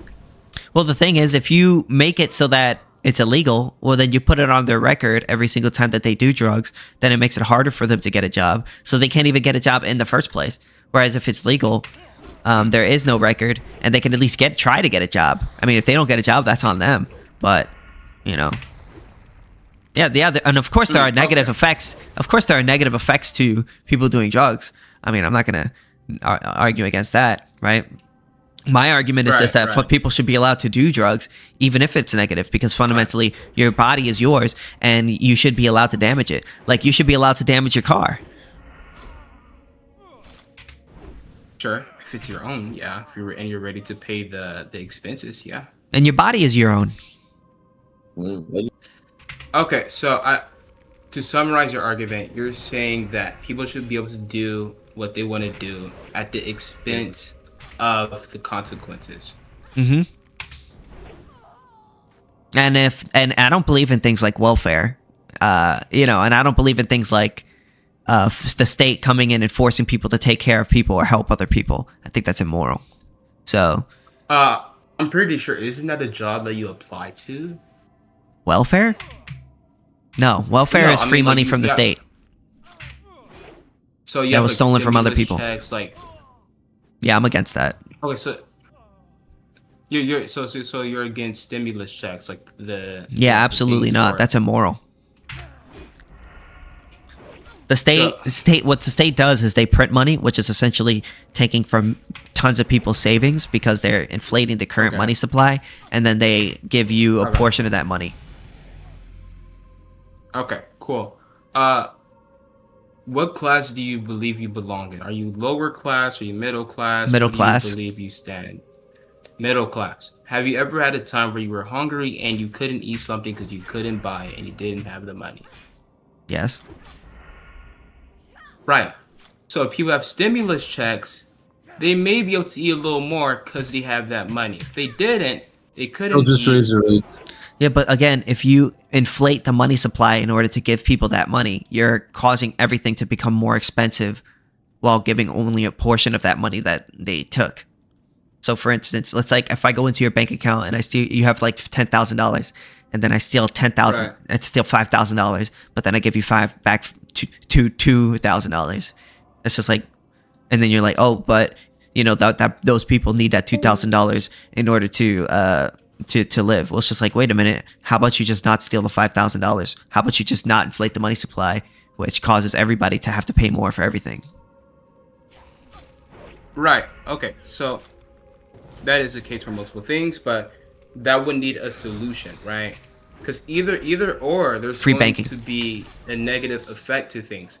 If things would work how you said it, then of course more people would be hungry. Right, there would have to be some type of solution to that, so everything can be perfect. There's going to be a flaw with that system, whatever or not there is. Okay, so I'm not sure. What system? Even argue that. Not giving people stimulus checks? Yeah. Yeah, I don't think we should give people stimulus checks because the state does not get its money through consensual transaction. Every dollar that it gives to another person, it steals from another person. It's taxation is theft. So what do you do with the hungry households who can barely afford anything and everybody's working a minimum job and they can't charity? afford stuff? charity. The main reason why we have all of these expenses issues is because the state is increasingly inflating the money supply and then spending our money on stuff. That thus increases and makes everything much more expensive. Not only that, but the state puts regulation on housing, like rent control, zoning laws, height restrictions, environmental, years of approval processes. So that then increases the cost of building housing. When you increase the cost of building housing, that makes it so that very few people or less people are able to invest in housing because the cost is much more higher than it would otherwise be. Thus, making it so that there's a lower supply of housing, but there's a high demand for housing, thus increasing the cost of housing overall. So if you want the lower cost of housing, and the state's regulation, as well as rent control, all of these regulations, associated approval processes, zoning laws, you will probably want to get rid of all that. Right. Actually, I'm making a whole YouTube video about this. Great. And if this was the case, why hasn't it been done yet? Well, because the state does not like to relinquish its control. The state only likes to expand its control. No comment on that. Let's move on to something else. I don't think I have a prostitution argument. Yeah, let's move on to that. What's your stance on it? You believe it should be illegal, right? Because yeah, I mean, if I'm autonomy over their body. Yeah, I mean, your body is your choice. If my body, my choice. If I want to have sex with a woman, she's okay with it. I want to give her money for it. I don't see the problem.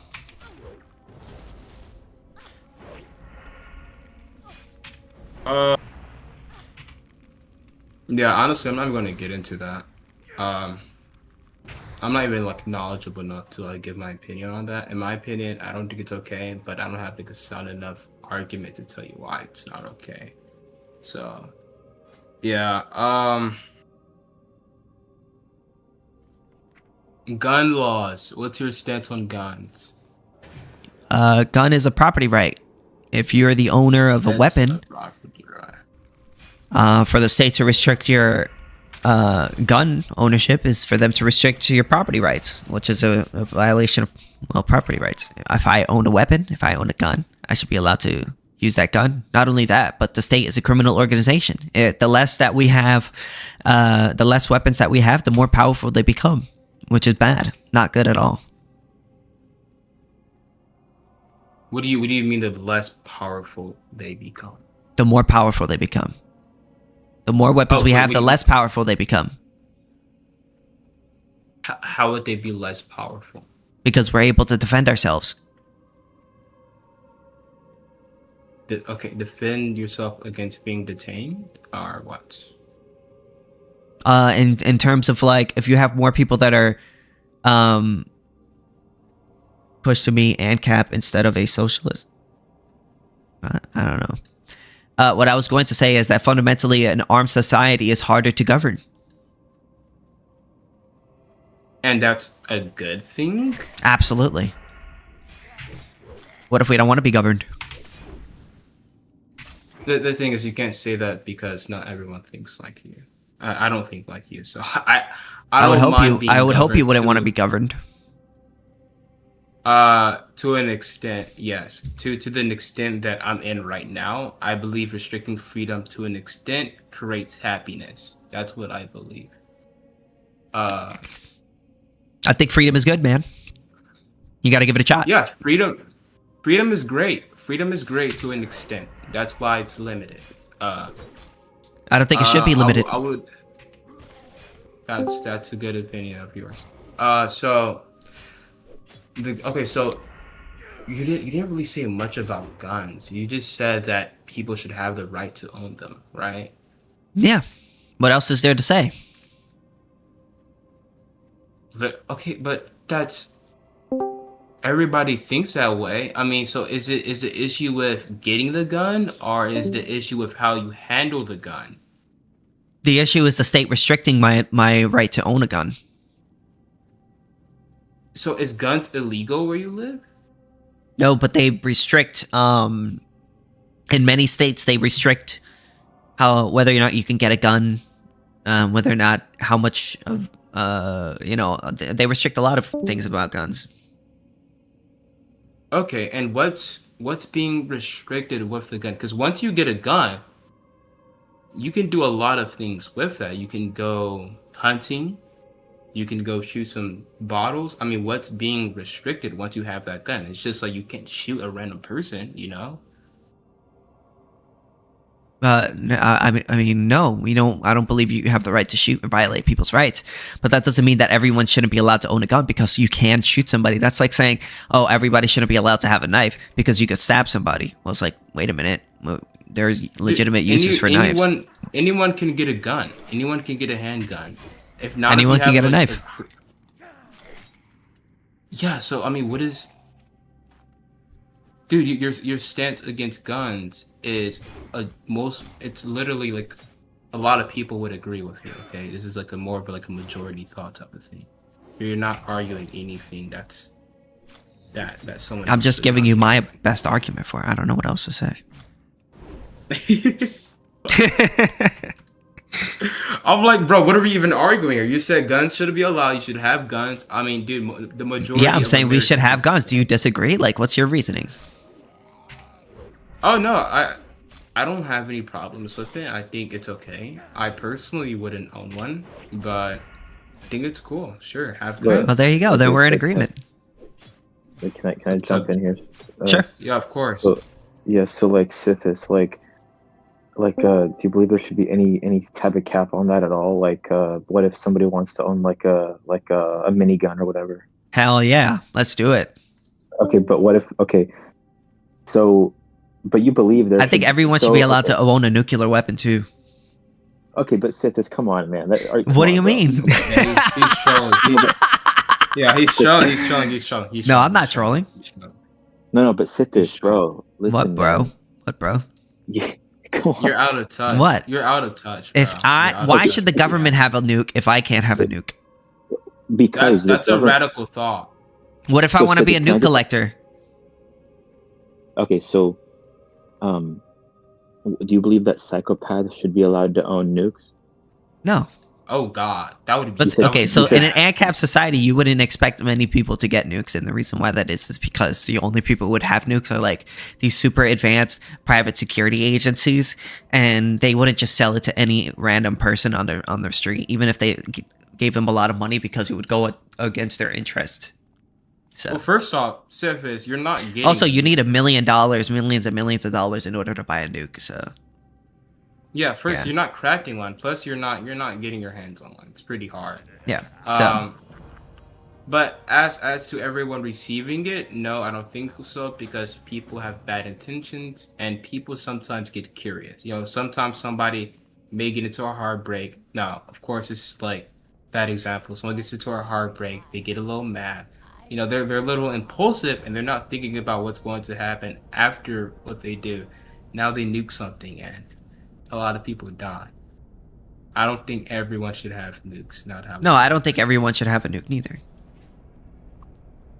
So you were trolling earlier. Thank you. Huh? I was trolling on the everyone should have one. I was just joking about that, but I do think it shouldn't be illegal for your. I mean, and like I don't think we should have a law against you shouldn't have a nuke. So I mean, realistically, you're saying like in an Ancap society, like it would pretty much only be like billionaires and stuff who would even have them, right? Probably not even them, because your average billionaire, like, why would they want a nuke? Yeah, the only people who would have. Billionaire. Yeah. Oh yeah, billionaire with a B. Billionaire, maybe. But even so, no one needs a nuke. Like realistically speaking, I mean, it would be expensive not only for them to buy it, but I guess doesn't it cost a lot just to like maintain it? Like, house it, launch it. Yeah, like. And launching a nuke without other people knowing is extremely hard. Also, in order to significant damage to a country, you have to have more. Like one nuke. I mean, yes, one nuke is really devastating. I'll give you that, right? But one nuke is not going to kill everybody, all right? If you nuke one area or one group of people, the whole world is probably going to fuck your shit up. So yeah.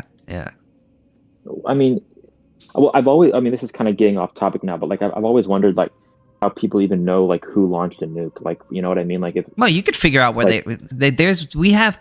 I mean, I don't know how they do it. You know, I'm not very worse on it, but they do have technology in which they can see if a nuke is on its way. Okay.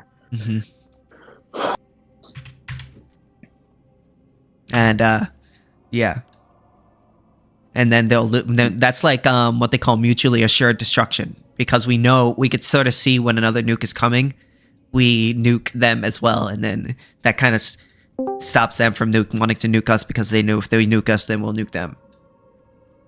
Okay. But obviously, Sithis, it's okay to pluck someone's hair to save humanity, right? No. Okay, come on, man. Come on. No. What do you mean, come on? But, okay, well, actually, you know what? Let's talk about this. So maybe you'll say that it's like wrong, right? It's like on that, it's the immoral thing. But would you say that you personally would probably do that in that situation? No. I mean, I mean that's okay. But you understand that if you don't pluck the hair, then you are also going to perish, right? And everybody's going to perish. Well, it would depend on whether or not, if somebody's saying that if you don't pluck the hair, I'm going to do this, then you can actually make an argument that I'm not really responsible for that, because they're going to kill me if I don't do it. So I would say they're responsible. Right. So that would be like a form of like self-defense. Mm-hmm. And defense of others. That's like the ultimate self-defense. Like, but let's say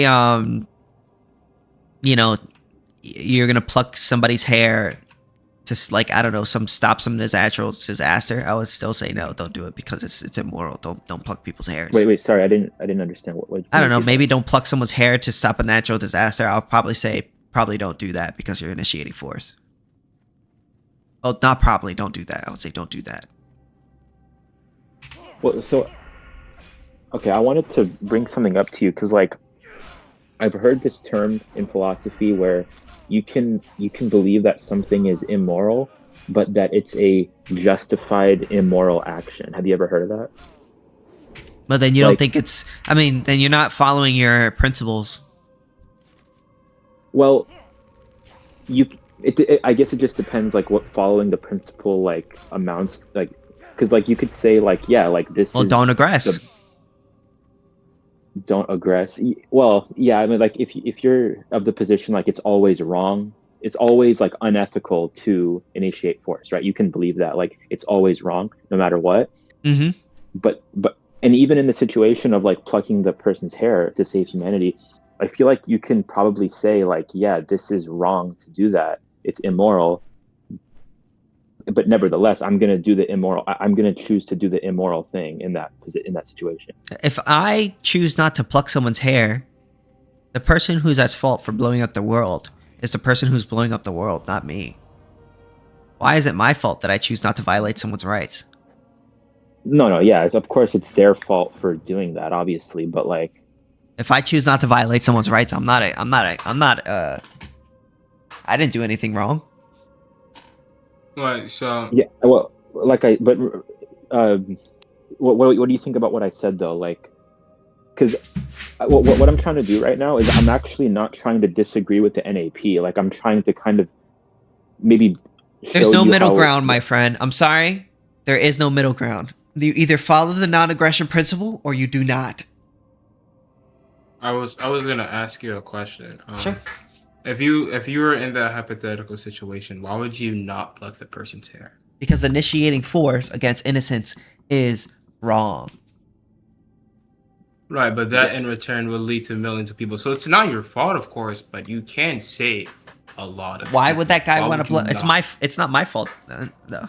Yeah, I just said that it's not your fault, but you can save a lot of people, though. You don't have to.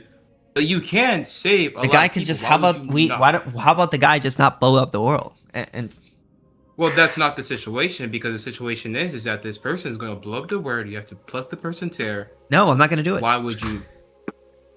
You're not going to do it. So multiple people died, and you could have saved a lot. Yes. Well, it's not my fault. The guy decided to blow up the world. No, again, yeah, of course it's not your fault, but you have the option to save someone. That's just the hypothetical. I know. That's really radical to think that way, in my opinion. I believe in the non-aggression principle, bro. Yeah. I mean, that in itself is kind of radical. That's really straightforward thinking, not flexible at all. It is pretty flexible. I mean, fundamentally, you're talking about one situation, but let me ask you a question to you guys, all right? So you guys would pluck the hair, right? Let's say let's say a guy has a button and he's going to blow up the world, right? Mm-hmm. And he says, you got to go pluck someone's hair to go blow it up. You guys doing it? Wait, you said pluck, say it again? Let's say a guy has a button.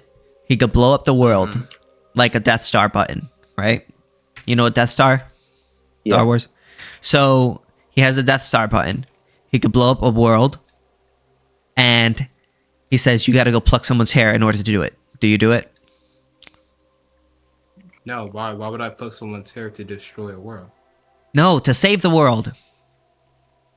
Yes, I will pluck someone's hair, yes. You? To save the world, yeah, sure. All right. Yeah. Do you stab someone? Not? No, because the only thing I'm doing is plucking someone's hair. No. He tells you to stab someone now. Do you stab him? To save the world? Yep.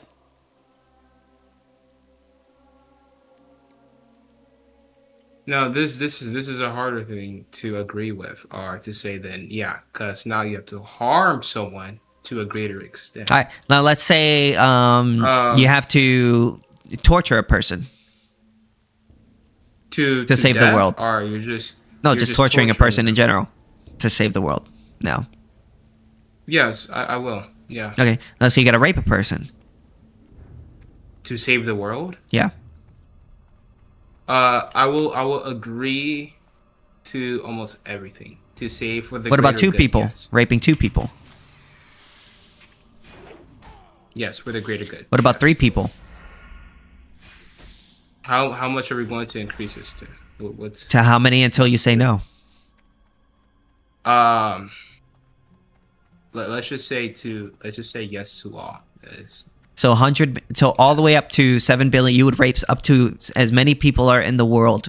So if there was like 7 billion people and you had to rape all those 7 billion people, but there was 7,000,000,001 people that were going to live as a result of you doing it, you'd rape all those 7 billion people to keep those 7 billion people and 1 people alive. To that extent, no, because at this point, dude, actually, if they're not dying. Oh, come on, bro. Dying, obviously, like one is better than the other. Like you would let the world die. Come on, bro. You would let the world die. If they're not dying, and they understand the situation I'm in, then yeah, I would. Hey, well, you gotta rape 1 billion people. Yeah, sounds unfortunate, but yeah, for the greater good. You? Yes. What about you? What was the question? So let's say you know, as opposed to plucking the hair, he tells you to stab somebody. Oh yeah. Oh no, I heard it. Yeah. So, I think that anybody not anybody, but most people who are being honest would just say that yeah, it's justified. Like, but remember what I said? How like in immoral. So raping 1 billion people would be justifying to stay. No, it's not. It's not justified. You shouldn't go do that. But I mean, no. But our world is gonna die. It would be. Well, from my personal view, I believe in the greater good. So, well, the greater good would be to rape the 1 billion people. To save them, yes, I would do that. So you need to rape to save. Yeah, in this hypothetical, yes. Gotcha. And you? Well, so I'm not. Did you say 7 billion to save 8 billion, or what's the like? Yeah, 7 billion. Why does it matter? No, this is it's such a stupid. No, you guys were wait a minute. It's not. Why is it stupid now? You guys were just giving me the same hypothetical. I didn't. No, we're not to this. Okay, so then come on. What's your question? What's your answer? 7 billion people, and then there's like 8 billion people who's gonna die. So you got to rape each 7 billion, but there's 8 billion who's gonna live. So you got to like. Oh no, that's way easier. Like I don't. I don't necessarily think it would be justified to rape the 7 billion. No. Wait a minute, why not? Well, because now you're talking about something that I believe probably ruins people's lives, and So how many people can you rape to save the 7 billion people? No, but the thing is, if you don't do that. Wait, where's the line? So how many people are you allowed to rape to save the 7 billion people? Dude, I'm gonna be honest. This argument is not too sound. It's not a great argument. I'm gonna be It's honest. not it's I know it's making you feel uncomfortable, but it's just testing your the arguments. It's not. You're testing your beliefs. Just saying. Because me personally, I would say no rape makes it okay to initiate a force against another person, whereas you guys are saying, well, you guys are in a weird bit of an uncomfortable situation where you guys have to calculate how many rapes does it make it okay to kill 7 billion people. And now you're feeling uncomfortable about it, and you're like, I think this is stupid, but it's not really stupid. It's just a logical conclusion of your ideology. Well, I didn't call it stupid. I mean, I'm not you, but him. Okay. I wouldn't say it's stupid, but I would say it's kind of illogical to propose this, because I didn't argue it to that extent when I gave you, well, not that I gave you, but when I asked you a similar question. It's really the same hypothetical, and it's no, it's not. It's the same. It's a similar hypothetical. Similar, yes, but it's not the same. It's not the same. It's pretty much the same position. Dude, pretty much no, it's not. Way more energy is being consumed. Greater things are happening for this to happen. How many rapes does it take? How many rapes does it take to save the world? Like, if you need to save the world, how many rapes would it take to save the world? What do you mean? Like, if you had to choose, like which number of amount of rapes is it okay for you to save the world? Like, which would you choose? Like, what number? None. 13, 14. No, I'm kidding. None. You literally put me in a position to say whatever number. I'm saying you have to pick a number because your guys are like, oh my god, you wouldn't flick a hair in order to save the world. And I'm like, dude, I wouldn't initiate any force against anyone under any situation. Whereas you guys are justifying initiating force. So I'm just like, okay, well, let me see how far you guys are willing to push this initiation of force. Is it now? It's like, okay, if let's say a guy has a button to blow up the world, can he now just instruct you to do whatever he says you want, and you're completely justified because you're going to save the world, or the world's going to blow up otherwise? So now you could just like rape like 10,000 people in order to save the world now. I get, but the hypothetical was to test your belief, and it's -2. -2. But the thing is, it's quite exaggerated, and it's kind of illogical. Because yours isn't it? Really, wait. Plucking a hair to save the world is not exaggerated. Yeah, but the meaning behind it is to test the flaws with. Of course, -2. I'm doing the same thing. I'm doing the same thing. So if you're doing the same thing, and I had to choose a number, of course I would just choose 1 because that's just 1 though. Minimal. So wait, if it was like 2, if you could rape 2 women to keep the earth going, you wouldn't do it because it's more than 1? I would choose 1 because that's minimal effort. So you wouldn't want to? You wouldn't want to rape 2 women as opposed to 1 woman to save the world? Are you projecting? No, I'm just asking. Why would I do that if I had a choice to pick? If they're not giving you a choice, that's the whole hypothetical. That I would have to choose 2? Yeah, like if they came up to you, you have to rape 2 women to save the world. Would you say no now because it's 2 women now? I'm going to continue saying the same thing because I'm not an. Look, my friend, I'm not an. Bro, I'm not an anecdotal. I'm not an anecdotal person at all, and I will align with the facts of the current situation. If I don't do it, the entire world will die, and that, in my own selfish view, I don't want everyone to die. So that's what I would do. So what about you? What about you? What do you think about the hypothetical? Like, how many rapes does it make it okay to save the world? Like, if you had to choose between like 1 and 7 billion, if you had to choose between like 1. I don't think of it in that sense. I don't think of it like as a number or something. So I mean, by the way, I have a number. My number's 0. Okay. So here's what I think. Okay, do you believe that it's okay to to give force to save someone in self defense, right? And in defense of, Of others course. too, right? And in defense of others. Yeah. Okay. So I mean, wouldn't this just be an example of like you? No, would that's pluck not the hair? initiation of force. The I initiation of understand. force, or against the initiation of force. Yeah, I understand. But I'm just like, in the example of plucking the hair, right? I feel like you're not initiating force because the force already happened with like the humanity being threatened, right? I mean, if you could make if somebody is threatening you, Actually, if somebody is threatening you, and that person is saying, "I'm going to do this," and it involves you getting blown up. I'm gonna blow you up if you don't press this button and blow somebody else up. Or just others, right? Because you want to save others. Like if like 10 people are going to get blown up, but plucking this person's hair is going to stop them from getting blown up, then you're saving others, right? You're acting in defense of others. So I could say, you could probably say that you're saving that everybody else's lives in your own life. So then it's not necessarily. I mean, maybe you could make an argument that's not an aggression. I really don't know. Let me ask ChatGPT. Okay. Yeah, because like one of the reasons I like came in here and like wanted to talk about this was because like it's not that I disagree with the NAP. It's just that I think a lot of stuff is really compatible with it, and then I All right, think give it me could one really sec. work. But okay, sure. So let me ask ChatGPT. Okay. All right.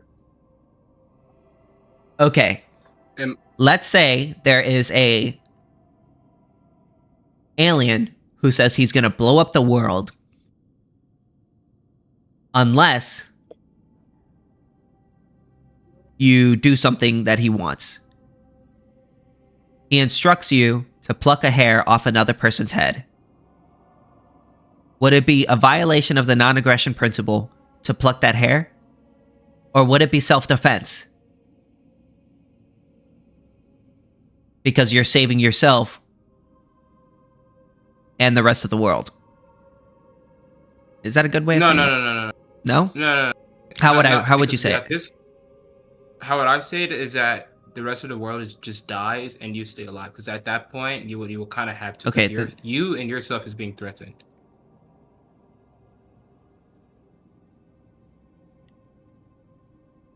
All right, let's see what it says.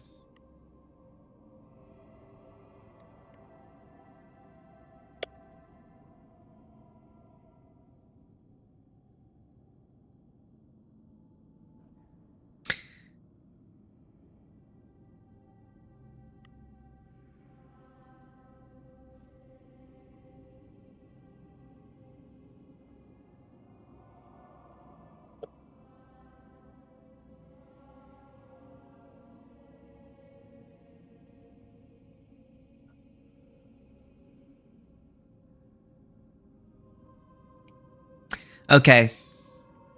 So essentially,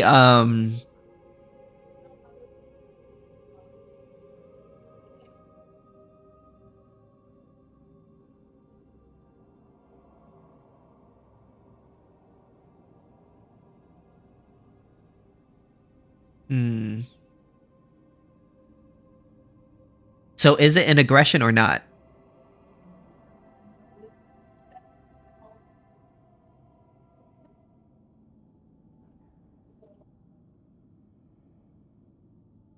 Is it an initiation of conflict?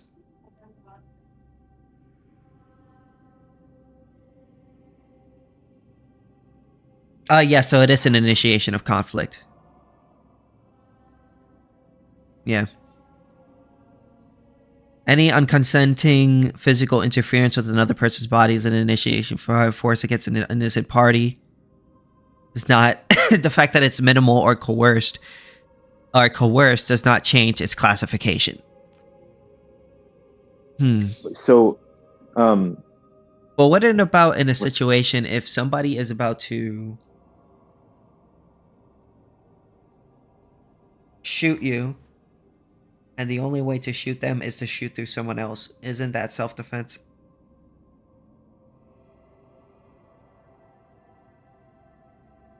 No, that's. I think that's coercion in a way. I'll have to look into that. But yeah, I mean, yeah, because like under ANCAP there would be courts, right? Sithis, like private courts, and so like, I think these things can be kind of complex, and that's why there would be courts, right? So. But I would have to say that I would not initiate an aggression, which would be pulling the hair. I would not do it because it could be an aggression. Honestly, I would say constraining yourself to that ideology is really inflexible, and I believe it hinders your thought process.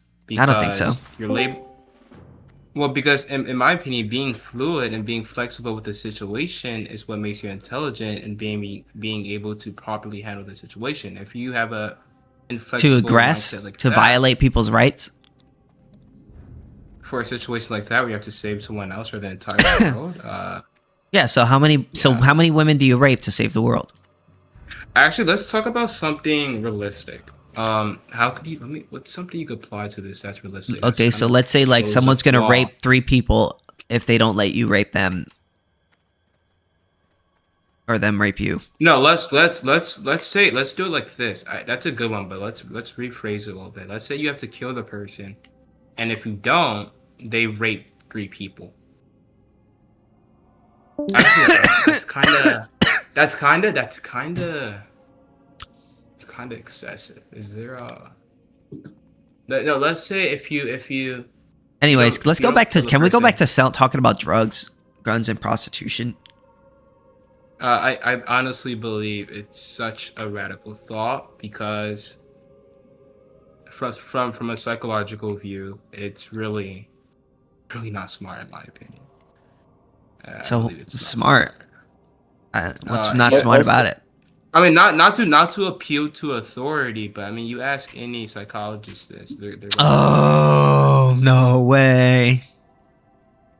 I mean, they're not going to say otherwise because it's just their job. They're going to say otherwise because they have the proper knowledge to see what would happen. So, I mean so like I can imagine a court or something ruling that like the person who plucked the hair in that situation was in some sense like coerced into doing it. Like, so I don't know. There's just other ways to look at this, I think, so.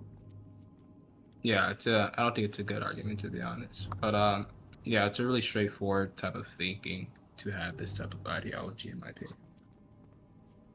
To not violate people's rights? Okay. Yeah, I just think it's wrong to violate people's rights. When you put it like that, sounds really bad until you start comparing it to other situations and apply. Wait, so how many people would you rape to save the world? You really want to laugh, huh? Bro. No, because you're making me like, you acting like what I'm saying is like the most ridiculous thing ever, but then like when I put it back to you, it's like, oh, I'm disregarding it because it's kind of exaggerated. Not even kind of, it's pretty exaggerated. Okay, I could say the same thing. I could say the same thing about your hypothetical. Actually, you can. Yeah, you definitely can.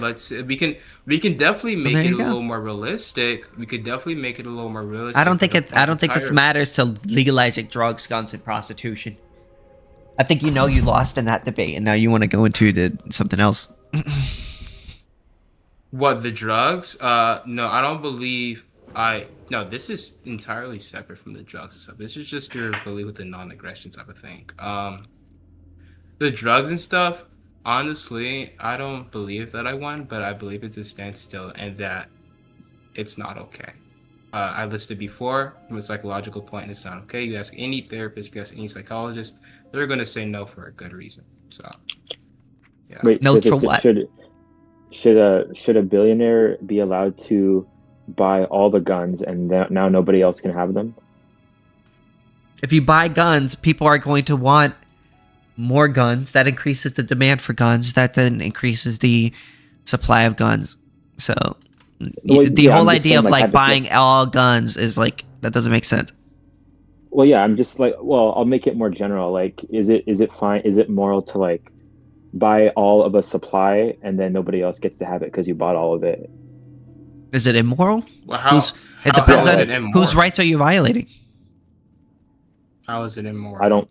So let's say I'm on an just asking island. you. Let's say I'm on an island and there's a bunch of coconuts, right? And I take all the coconuts. Am I violating anyone's rights? That's. Are you violating anybody's rights? So there's you and a few people on an island. You gather all the coconuts and you don't let them have it? Mm-hmm.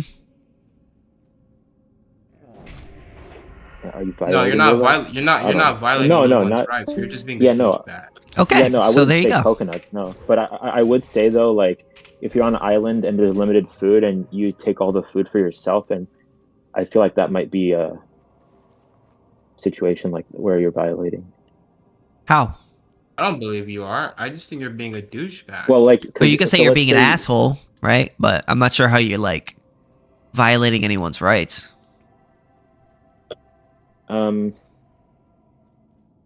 Well, so the thing with me is like being an I believe asshole things can doesn't be imply immoral it being without illegal. a violation. Of True. rights. Oh, Yeah, oh, of okay. course. Oh, we're on Wait, the sorry, same I was page. talking to my chat. You said it, LOL. Oh, okay. Like you would agree that like there are certain things that are immoral, but that don't violate people's rights, right? Yeah, but that doesn't mean it should be illegal. Yeah, I totally agree, 100%. Whether or not something should be illegal, should be whether or not it violates someone's rights. I don't think like something, you know, like for instance, like some people think like, oh, cheating on your wife is immoral. You know, I would probably agree. I would say like, hey, probably shouldn't do that, right? But should it be like? But why is it? Should it be illegal? No. Yeah, so it doesn't have to violate. Go ahead. But why is it immoral to do that? To cheat on your wife? Yeah. From a personal standpoint, I would say when you agree to be with somebody, you know, and then you go behind that agreement, you're kind of an asshole. Yeah, at the end of the day, morality is like subjective, right? Like, so no, there's objective morality. For sure. There's what? There's objective morality. That is How so? How so? Well, actually, I can't even argue that. Let me not. I can't even argue that. And Let like me not. Sithis, do you agree with that too? Like morality is subjective. Yeah. To an extent, but I mean, there are people who make arguments for objective morality using like argumentation ethics. You mean like are you like Christians or no libertarians? They make the arguments from argumentation ethics. So, if you want like a moral realist argument from the libertarian standpoint, you should definitely check out that. The only reason why I don't really talk about it that much is because I'm not really that well versed in it. So. Yeah, I mean, I've heard stuff like that, like, but I feel like even those systems might not have objective odds. Like, I've heard arguments for objective morality, but even they say that like there's no objective odd claim. It's just an is. Yeah, when it comes exactly. to like, okay, so I'm not like that great well versed on it, so try not to like pin me down, right? But No, basically the idea. No, I'm kidding. Go ahead. So basically the idea is like you're not making necessarily like it's not like crossing the is odd barrier. It's just basically it is. So basically it is that you respect your property rights when you act, and it is that when you talk to another person and you engage it, there are certain like normative statements that you have to sort of accept when you do those things or interact in argumentation, thus making it so that if you argue against it, then you're in a performative contradiction on making your claim unjustifiable and stuff like that.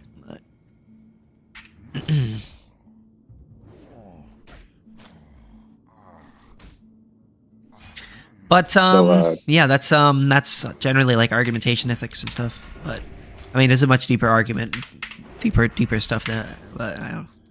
But personally, I just believe in the NAP because I like the NAP. I don't like the idea of people telling me what to do. I mean, yeah, the NAP is great. It's just like with some of these things, like so. When it comes to self-harm, like you believe people should be allowed to harm themselves, right? Mm-hmm. Yeah. Do you agree though that I think outside of law ethics, does that the assume morality that the within law person is is subjective in a but is sound also state of measured by mind? time preferences / Say that again. I'm sorry. So does that assume that the person harming themselves is in a sound state of mind? Because let's say they're intoxicated, you should live within a right, and mostly they're about lower to time make a preference. life-ruining choice or whatever. Don't you think that you could be in line with the NAP by saying you're saving this person from themselves because they're intoxicated? When you are children, basically, the reason why you're allowed to take care of children is because they're not able to make their own decisions on their own. So you basically take the guardianship role, and the idea of that is you're basically preserving the body of that child until it becomes an adult. You make sure you take care of it. You make sure nobody harms it or does anything wrong with it. You raise it, right? And basically and that could be also true for somebody who's drunk. Somebody who's drunk, they basically enter a childhood again, right? And so let's say they're so drunk they're about to stumble into the road, and you grab them and you pull them back, right? You're basically taking the guardianship role of that person. You're making sure, because their person is so drunk, their will is unknown, right? The same way like a child is. They're so young, their brain is undeveloped, their will isn't really known the same way as an adult is, right? You could sort of pull somebody back from getting hit by a car if they're so drunk that they probably wouldn't make that decision on their own, right? So it's kind of the same thing with that. It's like guardianship role. I feel like it goes against the whole principle of it, because of course you're interrupting Basically, somebody's free will. a child is a drunken adult, but a drunken adult is a child. A drunken adult is basically a child, essentially. Yes, you can compare them to the child, but again, it still doesn't align with the ideology of the belief. No, because fundamentally, you're not in conflict. Driving bad. You're not in conflict with another person's property. You are conflicting with the person walking the street. No, because conflicting is is some sort of initiation of destruction or unwanted force against another person, but their will isn't known at that time, so it isn't unwanted. And also, you're not damaging their property. All you're doing is you're preserving that person's property until their will is known. Okay, so let's apply this to drugs. Let's say somebody's an addict and they're abusing drugs heavily, so you stop this person from doing it because it's ruining their life and it's ruining their health, and it could possibly cause them to die. This only applies to situations where the person is intoxicated or so intoxicated that they're incapable of making their own decision, and that's only in a situation where they're going to do something that's going to kill themselves, and you basically try to stop them from doing so. So, you can't just take some homeless person off the street and be like, "Oh, you're a drug addict. We're gonna force you into a rehab because we think you need help." That's not how that works. I mean, I don't think anywhere is doing that unless it's a willingly thing to do. I mean, unless they willingly sign a paper, say, "Hey, I want to do this." I don't think any place is doing that, right? Well, I would hope not. This is outside of America. I mean, so I don't know. It sounds like you're just sounds like you're just making an exception to your belief. And I'm not making an exception to my belief. It's very simple. When a person's will is not known, right, the only thing you're allowed to do is preserve that person's body until their will is known. You can't damage it. You can't harm it. So if they're about to do something that is about to harm themselves, and they're in a state of intoxication in which they're not able to make their own decisions, then you preserving their body is not a rights violation. If someone is severely addicted to a drug, then does the drug dealer, including alcohol, have to deny service? It depends. What do you mean? So I'm saying a person that has a high chance of ODing, what they're doing is eroding their body. Can I forcefully stop them? Did they make the choice to take the drug? Yeah, it's the same thing to what the person that made the choice. Okay, so then, no, alcohol. It's not the same. So if somebody takes an alcohol, right, and they die of alcohol poisoning, right? Well, then that's on them. Right. But if somebody takes an alcohol and their decision making is flawed and they're about to fall and break their head, you could stop them. You could try to break their fall. Kill all niggas. What? Whoa, bro! What the fuck is wrong with you, dude?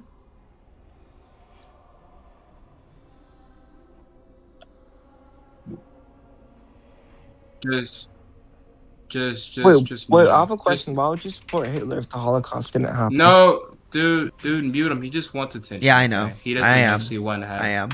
Just mute him. Don't even try to understand his point of view. No, it's not worth it. Anyways.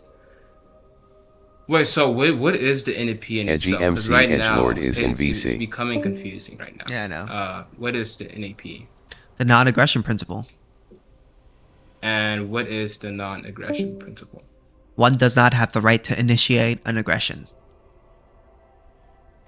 An aggression? So like aggressively doing something, or like forcibly? The initiation of conflict over scarce means. That's when you use a scarce resource in a way in which another person does not want you to, as long as they're the owner. So, for instance, if I were to use your property in some way in which you did not want, that would be an initiation of force or an initiation of a conflict over scarce means. So, for instance, if I stop you from drowning, right? And let's say you fall off thing and you hit your head and you go unconscious, and I try to stop you from drowning. I'm not initiating a conflict because I'm not using your body in any way in which you wouldn't want me to use it. The only thing I'm doing is preserving your body until you're alive, until you could come back to life. But once you come back to life, did want to drown. Let's say a person did want to drown. They did want to kill themselves. That would be going against it, right?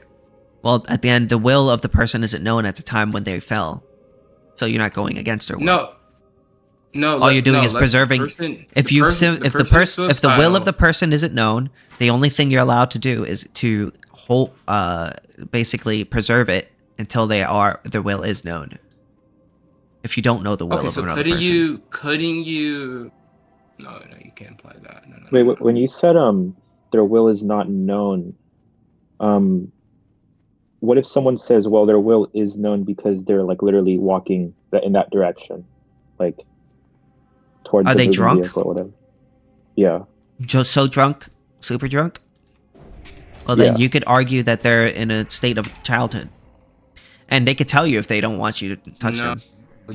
No, you cannot, dude. Yes, you can. You cannot argue that, dude. Because a person is drunk. If a person is so if you're drunk, you wouldn't want somebody to stop you from running and walking into the highway. Great, but let's talk. No, it's a serious question. It's a very simple question. Would you want somebody to stop you from walking into a highway?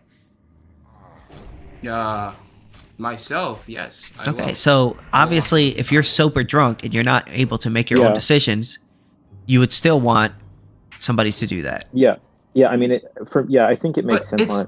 Dude, it's the same thing with taking drugs. It's not the same thing with taking drugs. If you're taking a drug, hold on, listen. You're talking about another person walking into another car, and then you stop them from walking into a car.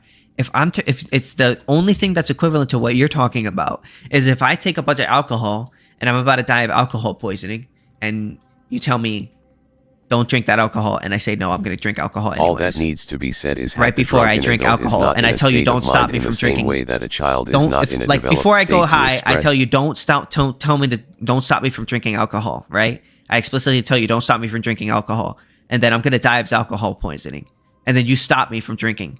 That's an initiation of conflict because I've made it explicitly clear through my actions that I'm okay with overdosing with this alcohol. That I'm okay with getting drunk. Or at least drinking a lot of alcohol. Right there. Real quickly, hi, I'm Dito, Central American. In fact, I've been working past 25 years in legalizing all drugs throughout Latin America. Somewhat successful. Good. Anyhow. So I'm also a lawyer, graduated as a lawyer. I have other majors, and I've worked about 14 years as an EMT, and I had that same situation where we were called to a potential jumper out of a bridge, and me and a couple of the first responders that we were there, we had to initiate a process of talking to this person because we did not know why that person wanted to jump. I mean, fundamentally, I didn't want to have somebody jump right in front of my eyes. Thank you very much. This is not nice. I've had circumstances where I've seen the moment somebody is at the last moments of their life. I've seen it getting out of their eyes, not once, not twice, but several times throughout my last 44 years. So, me personally, it's not a nice thing to see somebody dying. But in that circumstance, I would tell you that I agree with you in the sense that one major rule is you never initiate conflict. One, because if you do and you're the initiator, most of the times conflict will bite you back. Unless you have overwhelming force, which then it's another completely different story. But eventually, even if with overwhelming force, aggression will bite you back if you're the initiator. Also, if you're saving a person's life and they say they want to jump and they're intoxicated and explicitly tell you, hey, don't interfere, dude. Don't interfere. Well, there's a problem if they're telling you they don't want you to interfere, right? Then that's their choice. You don't have the right to interfere. How would that aggression bite you back? Well, hold on. That there is an interesting part because I did have that experience. I had somebody tell me, "Don't interfere," and I had to tell them, "Listen, I'm an AMT. My responsibility is to save your life. So I'm duty bound to do something. You know, what do you want me to do here? Because I ain't going nowhere. I'm not gonna leave you. Regardless of what has happened before I met you, I've met you, and now it's my responsibility to save your life. So we got a problem here. Because if you jump in front of me, it's gonna really fuck up my day. And it's gonna really piss me off." And the person looks at me and he says, "So why are you talking about yourself?" And I tell him, "Because you don't want to talk about you. So I'm gonna tell you. What would you feel if you were on my shoes?" The guy turns around and tells me, "Yeah, I would feel distressed." And I tell him, "Exactly. So what are we gonna do? You know? Let's talk. I don't know what's going on in your life. Tell me about it.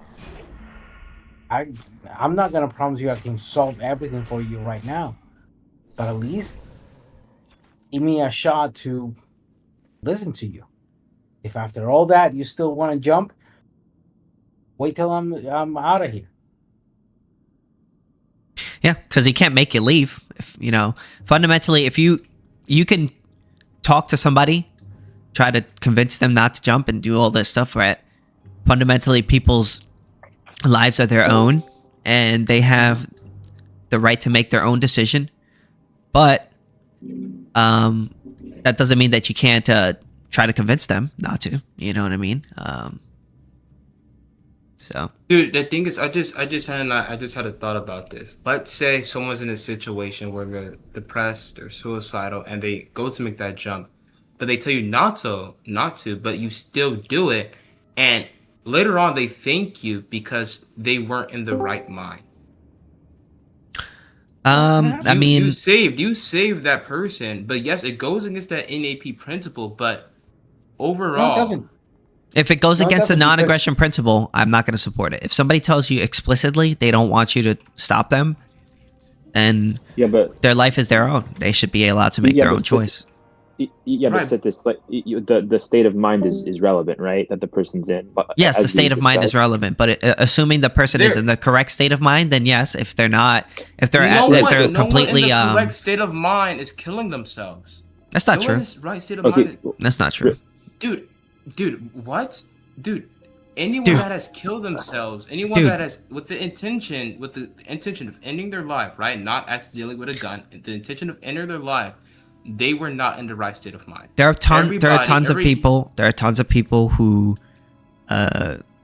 want to end their own lives and are perfectly in the right state of mind. So, for instance, there are old people, right, that are going through tons of pain, right? And they're old. They're not and they're really old. and they feel like, fuck it, I've been living enough, I want to end my life. So they'll go to the doctor and they'll get a lethal injection and they'll end their life. I think they should be allowed to make that decision. That's a similar situation. Yes, of course. That's an completely different situation, though. So if there are situations where people are in the right state of mind, they can make a choice to end their life, right? Yeah. And if people are in the right state of mind and they are not mentally deranged or anything like that, or they're assuming they're in the right state of mind. I'm not a psychologist, so I can't give you the right answer to all this. All I can tell you is if they're in the right state of mind and they're making the decision on their own volition, right? Then I think people should be allowed to make a choice to end their life if they want to. Bro, I say otherwise. I still cannot give you the right answer. I studied. No, yes, it can. And I cannot give you the right answer in the sense that, look, I study psychology. No. I can give you the right answer here. No, well, it's not always that simple, bro. Let me make the case for this. Why can we not give the right answer is because it's a case-by-case scenario. It's person by person.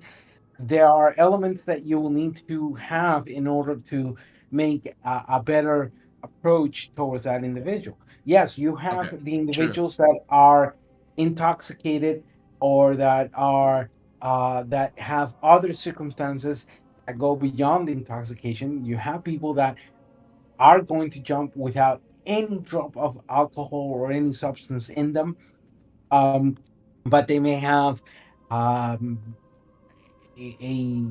severe case of post-traumatic stress, depending on where they're coming from, or a depression, etc., etc., etc. So when I say I cannot give you a broader sense of that aspect, I think you as a colleague would agree that we can't make a one rule applies to all humans because it doesn't.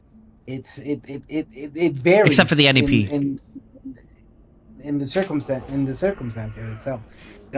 As I had that case with somebody jumping off a bridge, one of my closest friends, he did commit suicide. He called me about 20 minutes before. Me and another friend, we went towards his house, but we got there late. And by the time we were trying to open the door, I heard the shot. One ring shot, and that's it. And when I came in, there he was with, his head blown apart. And I had to look at that. And at that moment, my only reaction was light up a cigarette and start crying. That's sad. Yeah, but I lived through that, so I get the drive of wanting to save everybody, but sometimes you can't. You just can't. Sometimes you have to let people. Sometimes, that's 100% true. In the end of the day, you could feel bad for people and you can want to help them and want to be a good person, and I know that a lot of this comes from a good place. I know you guys are good people and you guys don't want people to harm each other themselves, right? But fundamentally, people, assuming they're in the right state of mind, should be allowed to make their own decisions, even if it might be risky to themselves. You can't save everybody. Not everyone's going to be as smart as you. Not everyone's going to be as wise as you guys, right? Not everyone's going to be able to make the right decision in every situation. So we can't have a government coming in and try to force everybody to make the right decisions, because it never works out. It always has many negative unintended consequences. You can't force people to. Forcing somebody to do something is one of the greatest things you can do to somebody. The respect of their freedom, in every sense of the word, even if to the appearance or to the moment of appearance, that person may not be quote unquote in the right mind. You don't know that. You can halfway determine certain like for example, a schizophrenic individual who's having an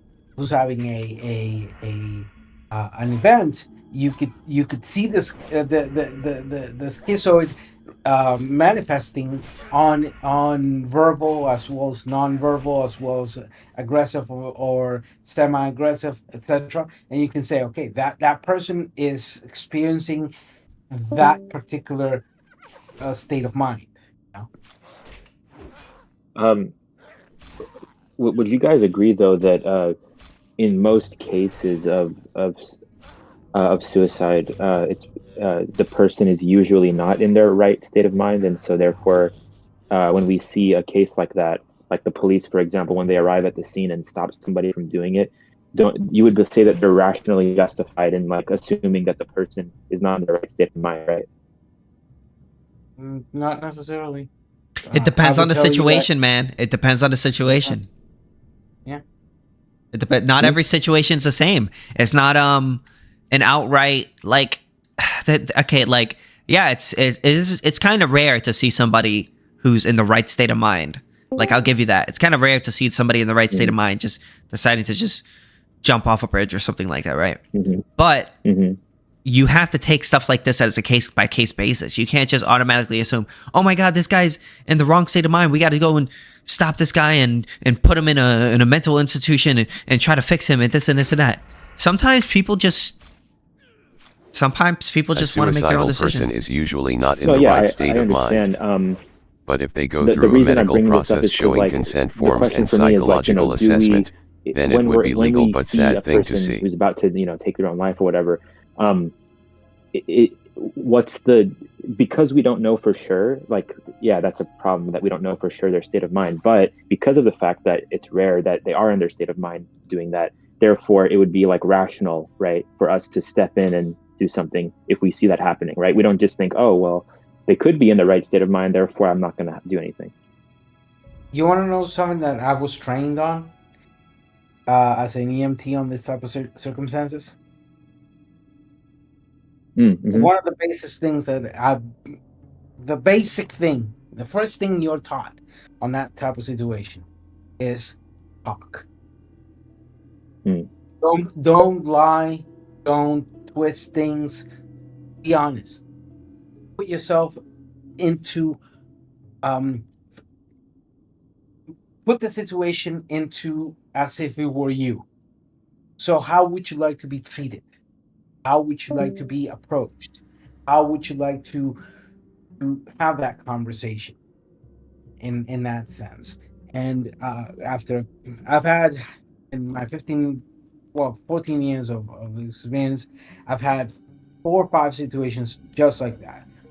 And in all of them, where we were able to bring the person down and talk them through the situation, the fundamental thing is you just gotta talk. And by talking, then you can start determining what is the mental status of that individual. What is the factors that are driving him or her through that moment of their life. And there are some times where people are like really distressed, and they're able to talk people down, and make them change their mind. It's not an aggression to change someone's mind, to try to change someone's mind. It just would be an aggression to, like, force them. Yeah. Well, yeah, to force them, even if they're in the right state of mind, then it would, yeah. Assuming they're in the right state of mind. Yes, right. Yeah.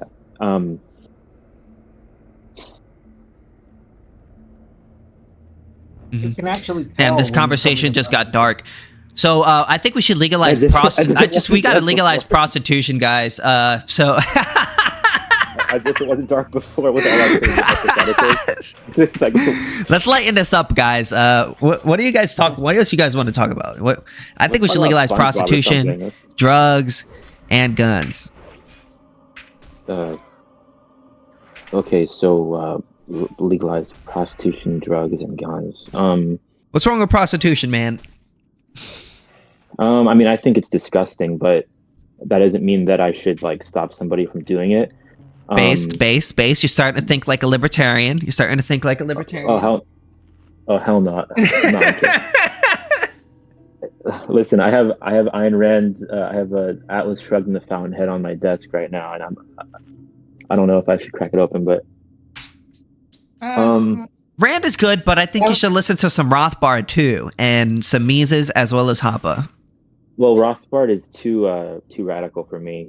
He's a hard line. Like, what about never Hoppe? Okay to violate the NAP. Well, Hoppe is also like he's like a right wing. He's a paleo libertarian. So okay. Well, what about Stefan Kinsella? Stefan Kinsella is good. Okay. But yeah, I mean, I don't know. The prostitution thing, it's about, there's like the AIDS thing, and I don't know.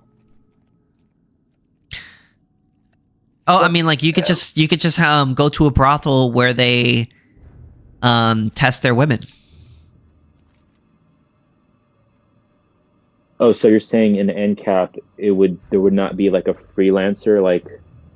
Well, there could be. There could be. I'm just saying there could be brothels. There could be women. I mean, it's up to what the women want to do. I guess like in the free market, the freelancer would not get much business because there's all these like, you know, brothels where it's like, you know, where they're regulating it and stuff. But yeah, so like if you have a brothel nearby where they assure that the women there are tested and, you know, you're not going to get robbed or some shit like that, right? Well, then people are going to want to maybe go there as opposed to just like Hoppe meeting an individual. Makes the case for socialists to turn to libertarianism. Well, what's your position on borders, by the way? Do you think we should have to open borders right now? Open. Right now? Yes. But don't you think it's important for us to like keep because there's cartels in like Mexico and stuff. Don't you want to like keep them away? Well, legalize drugs. Reform. But let me give you something real quickly, because you have a Anglo-speaking libertarian right now, and you have a Latin American liberal. Open government borders, closed private borders. What the biggest difference in him and I is that, for example, my position in regards to drug policy reform have to do with not only legalizing all drugs, but mobilizing the whole situation from a criminal justice system one to a public health one that would need to involve both private and public sectors into it. We have a system that has lasted for 65 years that has completely and utterly failed, completely and utterly fabricated by the United States government and the last, almost 12 presidents now, since Nixon. In regards to prostitution, so fundamentally, prostitution is something that you cannot make illegal, the practice in itself. Why? Because the only thing you do is push it to clandestine, and then you generate the problems of exploitation, trafficking, etc., etc., etc. So the way you regulate prostitution, as well as sex work, is through three main aspects, very similar to drugs. You focus into the public health criteria. For example, for all those workers that are providing an erotic or a sexual work, you provide them with tools to protect themselves. You provide them a good health plan in order for them to reach that, be it man, woman, trans, whatever. Also making sure that the businesses that are running do not have any minors. I think all of us can agree that the decision to be a sex worker or the decision to take a drug should be done with adults, of course. With adults, exclusively on the matters of adults. So at the end, you can also regulate the biggest problem is that if you overregulate this whole things about drugs or it, you still are creating the conditions for a the forbidden fruit type of attraction, especially on if you do not have solid base grounds of education, as well as societies that say fuck you to Christianity and any other religion, imposing their pseudo moral views into that society, where societies can then openly talk about these things, educate over these things, and provide tools for to reduce the forbidden fruit attraction of the vulnerable populations towards them. So yeah, issues elaborating. Everything I support, everything he says, except for anything that supports the state. That's a big difference between him and I mean, I don't see the state as the enemy, nor as they're the enemy. Good. They're the enemy. But Sithis, what about a minarchy? No, hold on. Minarchy is better than what we have now, but it's not really that good. That's where I disagree. I mean, what happens if I don't want to pay your 1% tax? What are you going to do to me? You're going to shoot me? So, let me address this real quickly. You're such a fat chud. You ever seen that one meme? Hold on, I'll put it in the chat. So, what I want to address is on this. You ever seen that one meme? The state accesses. I can hear myself. Yeah, I can hear myself. I think it's the other guy who has that echo. But anyhow,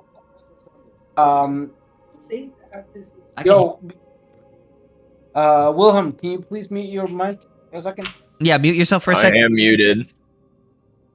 No, I can still hear my echo. Whoever is making the echo. Oh, I don't hear it anymore. Yeah, don't hear it anymore. So let me address this real quickly, and then I'll mute myself.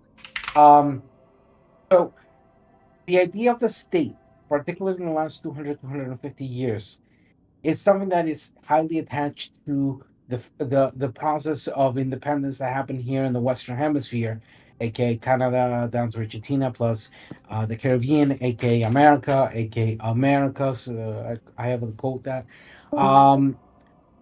And this notion of sovereignty, independence, etc., pretty much said, okay, we got to do something to organize ourselves. And well, what won back on that time was the liberal constitutions, the Republican liberal democracy constitutions, as such. So it confirmed this semi copy of the Roman Greekish, adjusted to our own reality type of things, and there we go. We got the state.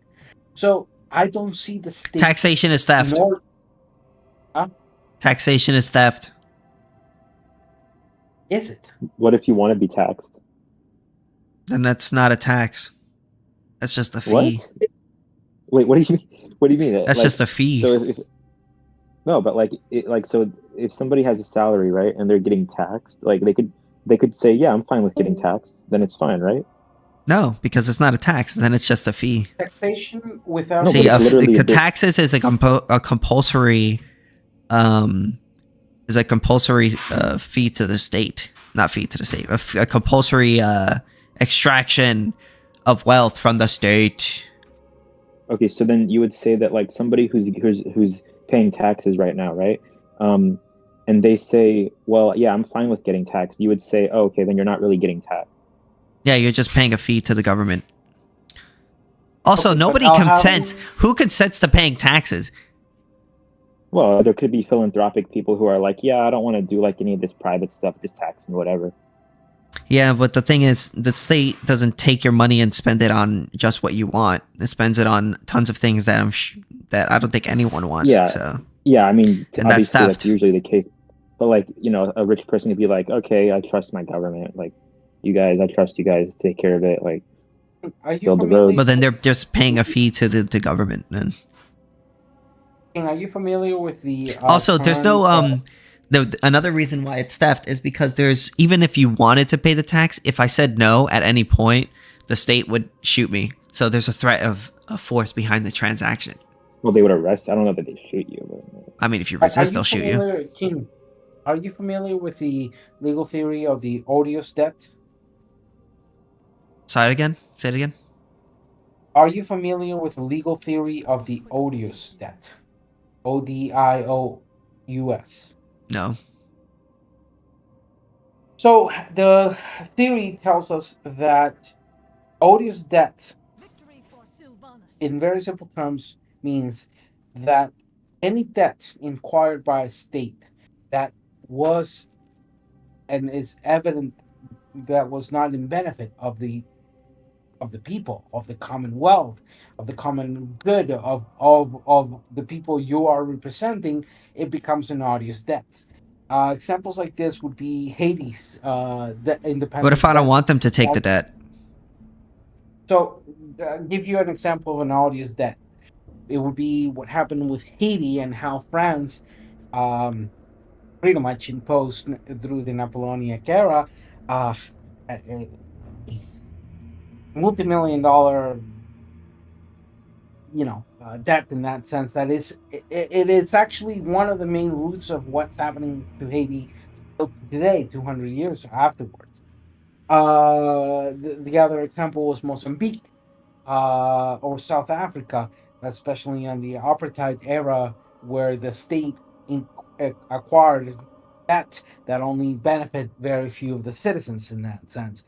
Argentina back 25 years ago, actually brought up the arguments of odious debt in regards of the era of the crisis that was happening at that time frame of the economic crisis. What I would tell, and the reason I'm bringing this is that I can agree with you in that access that if there's no clear representation and no clear benefit of that taxation of the state towards the reason why we have a tax at the end of the day, which is in sovereign state, is we are all pitching into the pot, so we don't have to do this. There's another way. There is another way. I know where you're going with that one. There is another way. You're going with the cooperative ideas of wait, anarcho-capitalism. Anarcho-capitalism. Yeah, but then you have a problem with that, because if you leave it, the only problem I see with this, with an anarcho-capitalist approach, is that if you leave it only to the individual's decision, you cannot deny that there's assholes out there that will not put their share in and will take benefit of what everybody else is doing. And those assholes are usually the robber barons, the rich guys, the top of the top, etc., who just want to live like leeches out of the state. I'm not sure what you mean. I'm not sure what you mean. If you get security, right? The only way you get security is if you choose to pay in. The only people who get security are the ones that choose to pay in. If you don't pay in, then you don't get security. It should be voluntary. But you would have to agree then that we have to get rid of the ideas of classes. We have to bring everybody up to a point where everybody can pitch in, where exploitation is completely eradicated. Exploitation. Yeah. You mean taxation? You mean? No, I mean exploitation by the private sector. How do private companies exploit you? Should we start with the history of labor theory of value? Sorry, I'm just kidding. Oh my God, kill me. Just watch my YouTube video on it. No, yeah, I'm just kidding. Yeah, I know. So,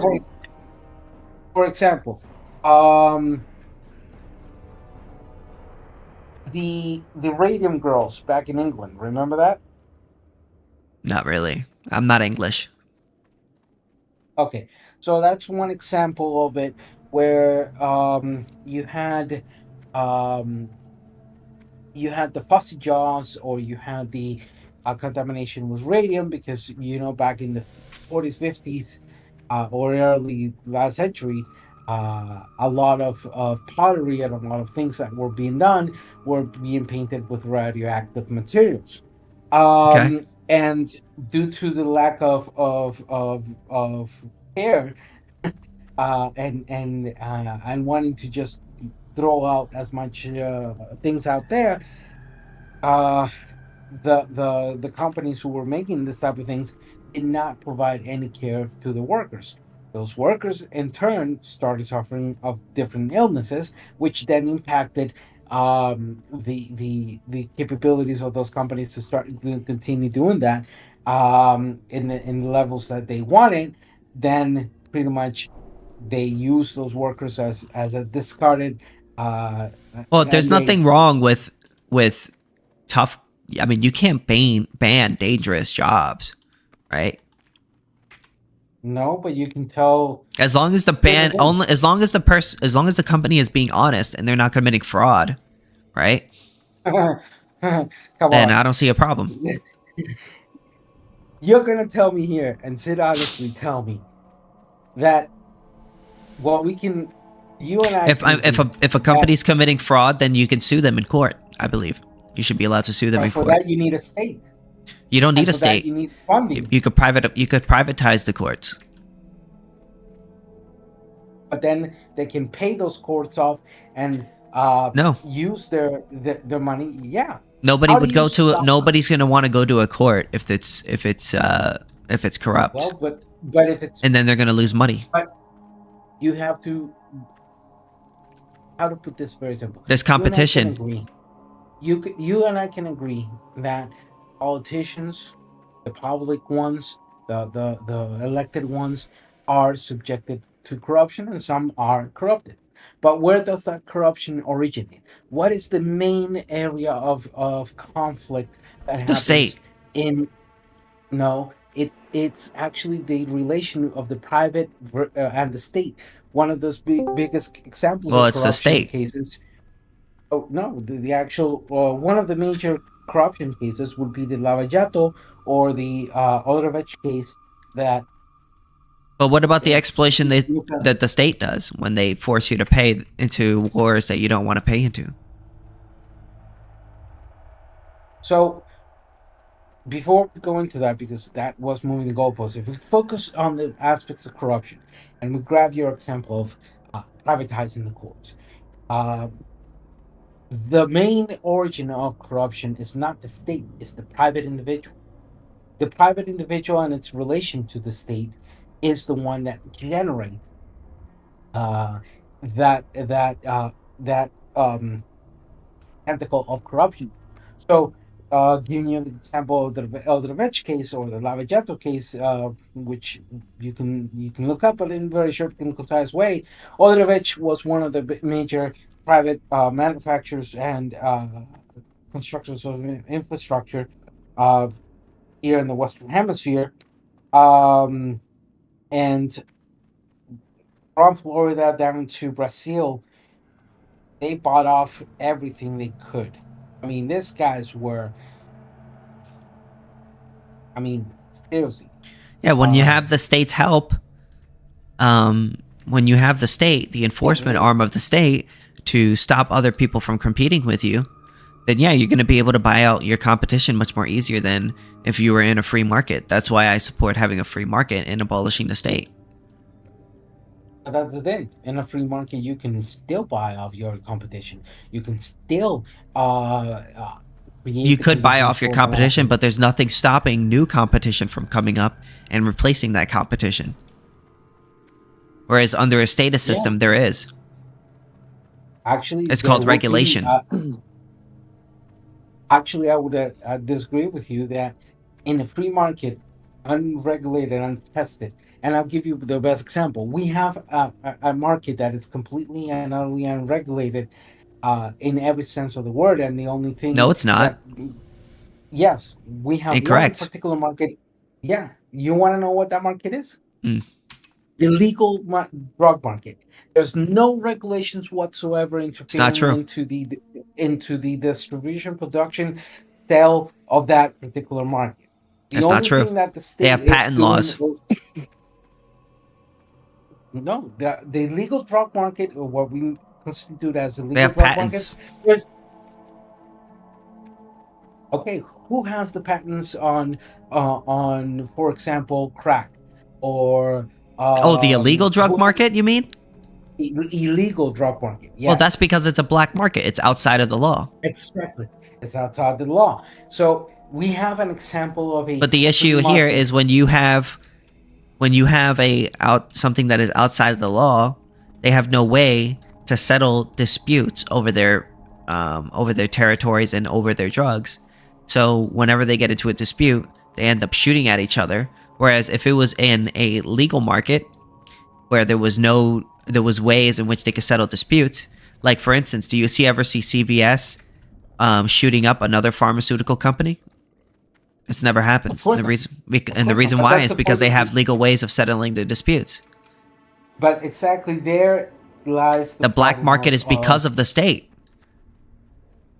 The state made drugs illegal. We can argue the failure of the war on drugs, and you and I can agree until we're blue on the face. But let's focus on this point. So we need to legalize all drugs.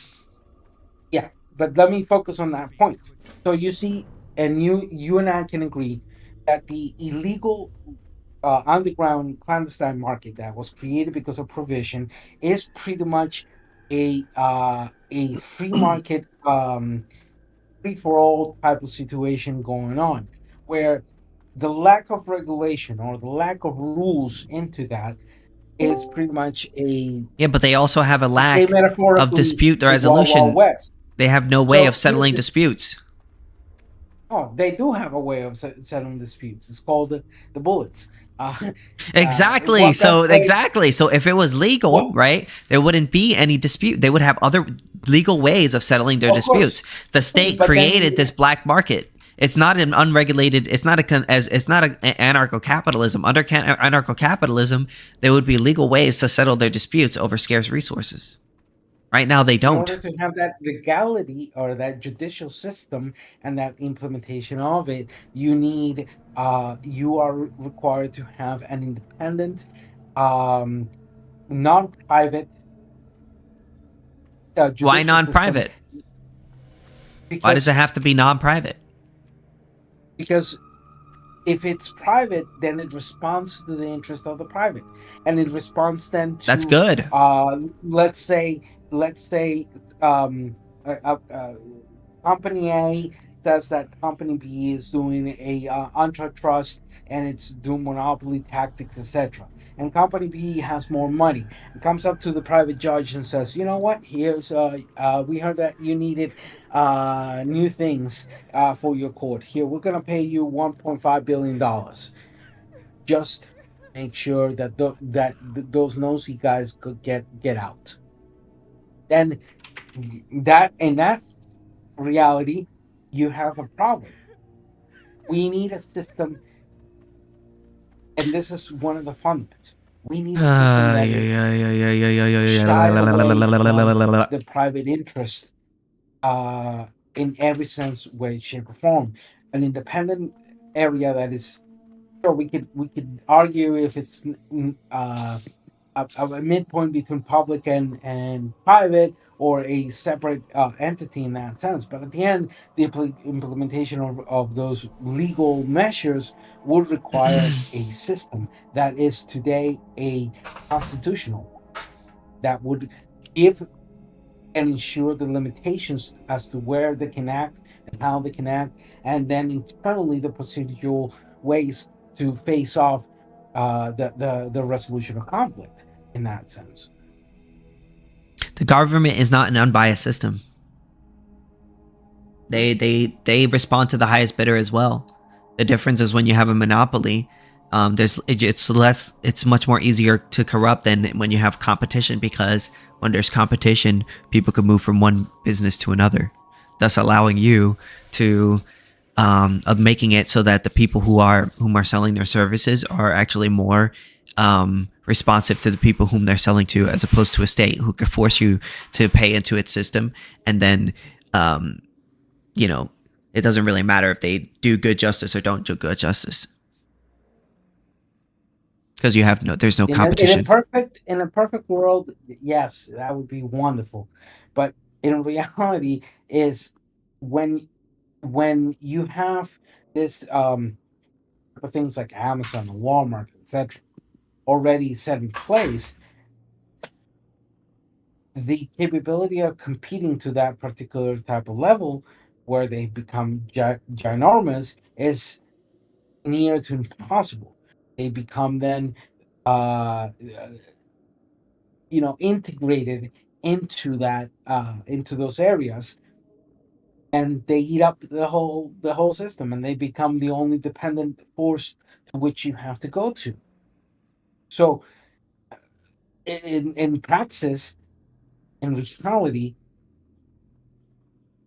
these fuckers are greedy as fuck.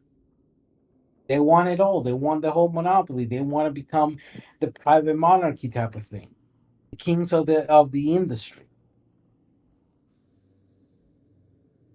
Well, yeah, when you have a state that can basically make it illegal for other people to compete with you, that's much easier. But when you have a free market where you have to compete with other businesses on equal footing, then it's going to be a lot harder to see situations like that. What's funny on this is that right now you have a president of the United States who's an anti-free trade individual, whose whole pseudo-economic approach was a clear protectionist sense to it, implementing the tariffs stupidly. We can agree. I agree. Not only that, but it's also his message, and the MAGA message is a protectionist message. It's an isolationist economic one that is bitching about the impacts.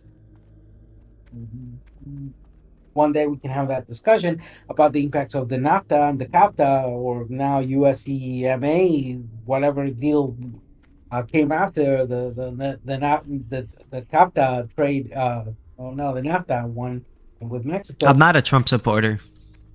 No, I know, no. But I'm saying it's curious that the base reason why, from an economic standpoint, MAGA voted for Trump was because they wanted a protectionist, non-free trade type of thing going on. Okay. So that would make us ask, what were the impacts of those free trade agreements, particularly the 14 ones from the United States, particularly, well, in my case, the analysis of the CAFTA, NAFTA, etc. Trade agreements. What made the nightmare of Trump become such a,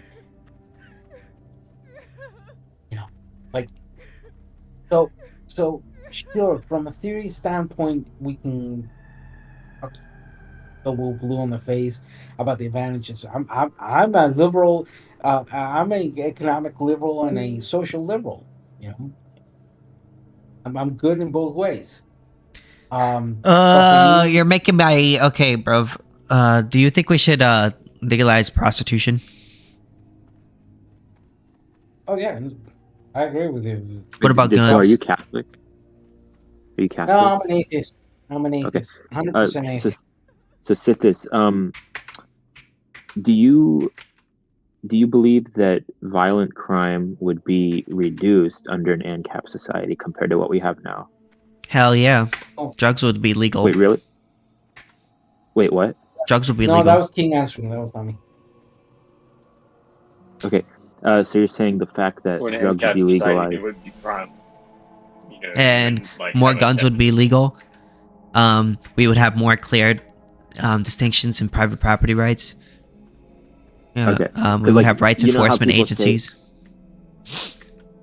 Okay. How do you respond when people say stuff like, oh, look at like Somalia, that's ANCAP. Look how terrible it is. Like, do you think that's a pretty good argument, or? Well, no, because they're not. I didn't know that the Somalians read Rothbard. Oh, they're not ANCAP? I mean, Somalians? No. Anarchistic and... They're not ANCAP. They're not really capitalistic either. I mean, they don't I doubt it. Anybody protect their property rights. You kind of have to have like a state to protect your property rights to be capitalist, but you could be That's like not free true. market and anarchist in Somalia. You could say that. They're not free market over there. What do you mean?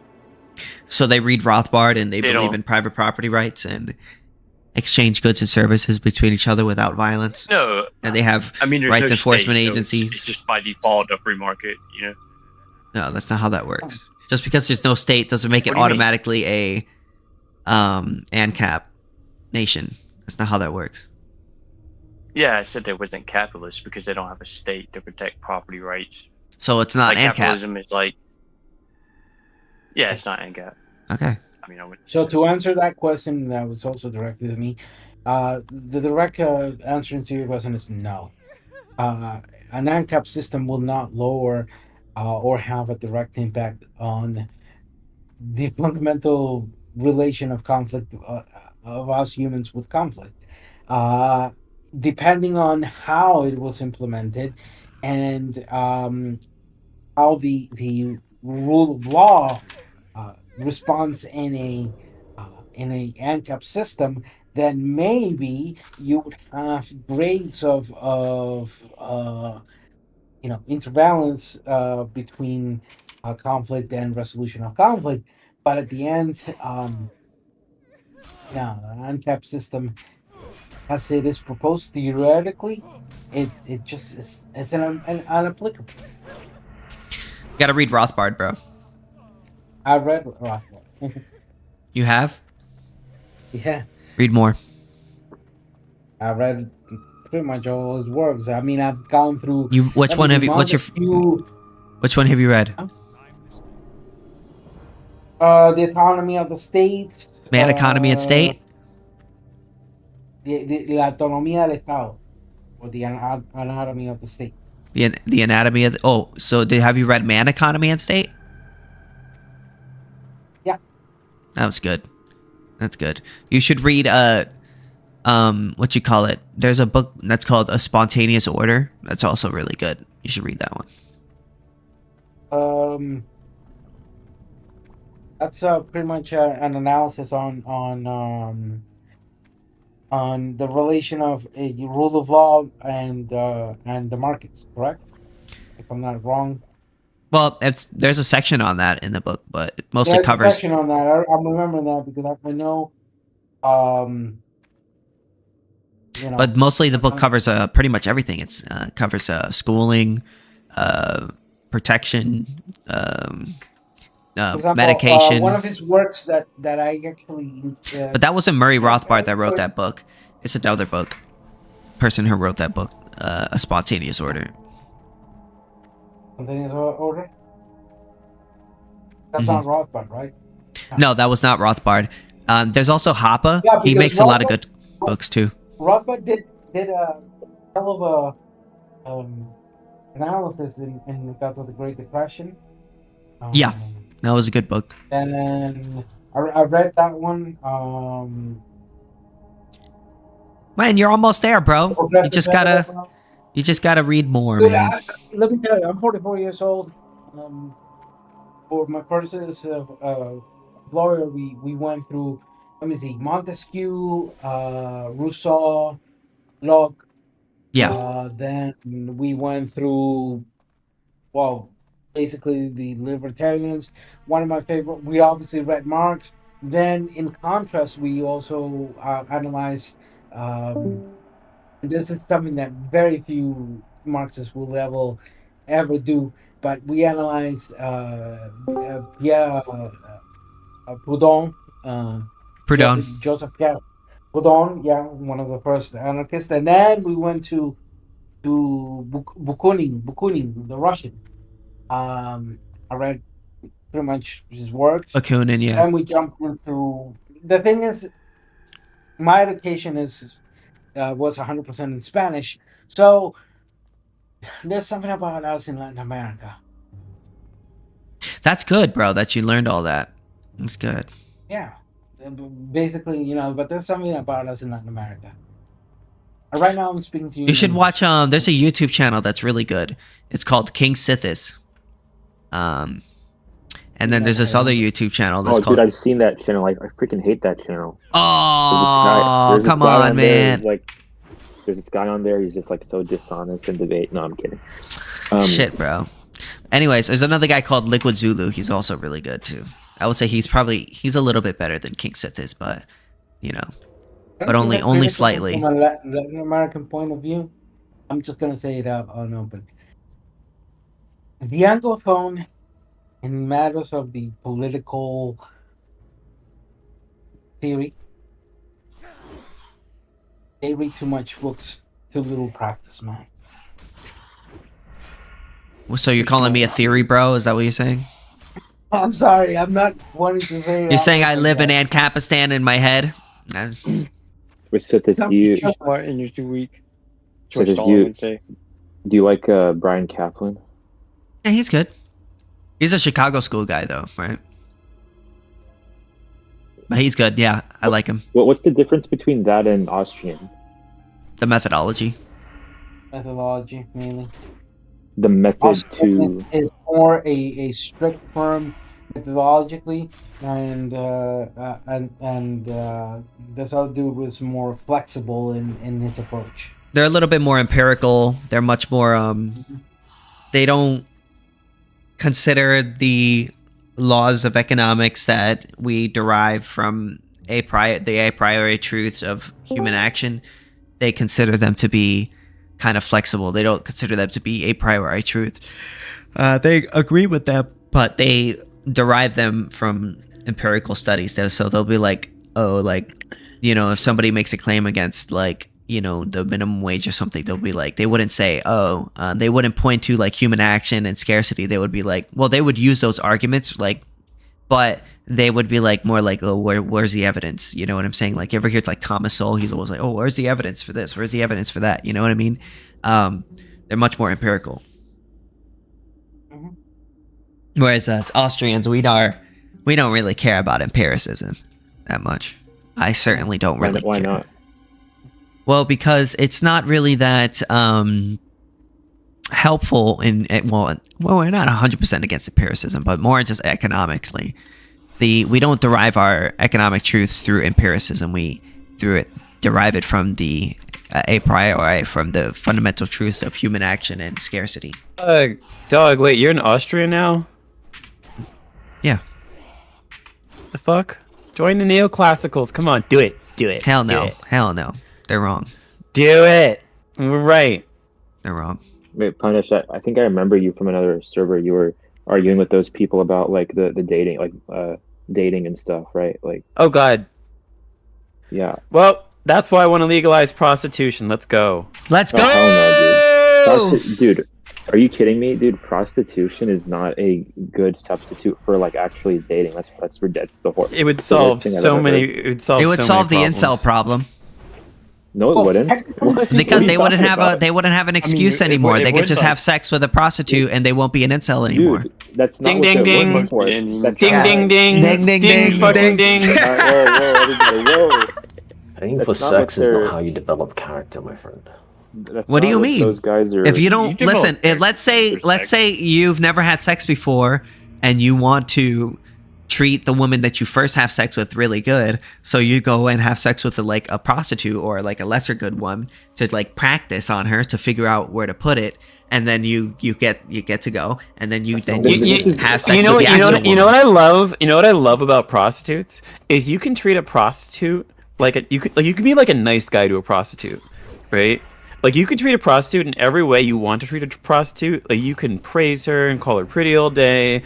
You can buy her lots of gifts. You can, I don't know, like, you can be all, like, chivalrous, and she'll just love you for it more and more and more. Whereas an actual woman will just, like, I don't know, like, think you're weak and sabotage the relationship. Yeah, and if she doesn't, and if she doesn't, if you don't like her service, you can just walk out. You can just walk out. If you're like, hey, I don't like your attitude, I'm out. No, sorry, but I'm not paying you nothing. Whoever said that you could, let me tell you something. The whole point of hitting up a woman is not the sex. Will only respond to the benefit of your economic inversion over stuff. So if you're in the illusion that you can treat them any way that you want, you're gonna find yourself. Well, not anyway. That's what you're paying. That's what you're paying them for. I mean, I'm by sure the way, there's limits, you'll have right? you'll have more money for prostitutes if you have a highly liberal, deregulated economy. Just saying. Yeah, if we had more productivity, if everyone was making more productivity and the state was not increasing the money supply all the time and inflating our shit all the time, right? We would have more money for prostitutes. And then women would have to actually, like, who want to get married, they would have to be like, oh my God, I have to pull this man away from the prostitutes. So I have to actually, like, not be a fucking bitch and be fat all the fucking time. And they have to actually work on themselves, right? You know what I'm saying? In order to entice us men. Because if not, we'll just go fuck the prostitute. You know what I'm saying? So it's going to put it... that's the reason why they want to abolish prostitution, because they don't want us men to win. You know what I mean? Actually, in a relationship. First of all, women also use prostitution for their own benefit.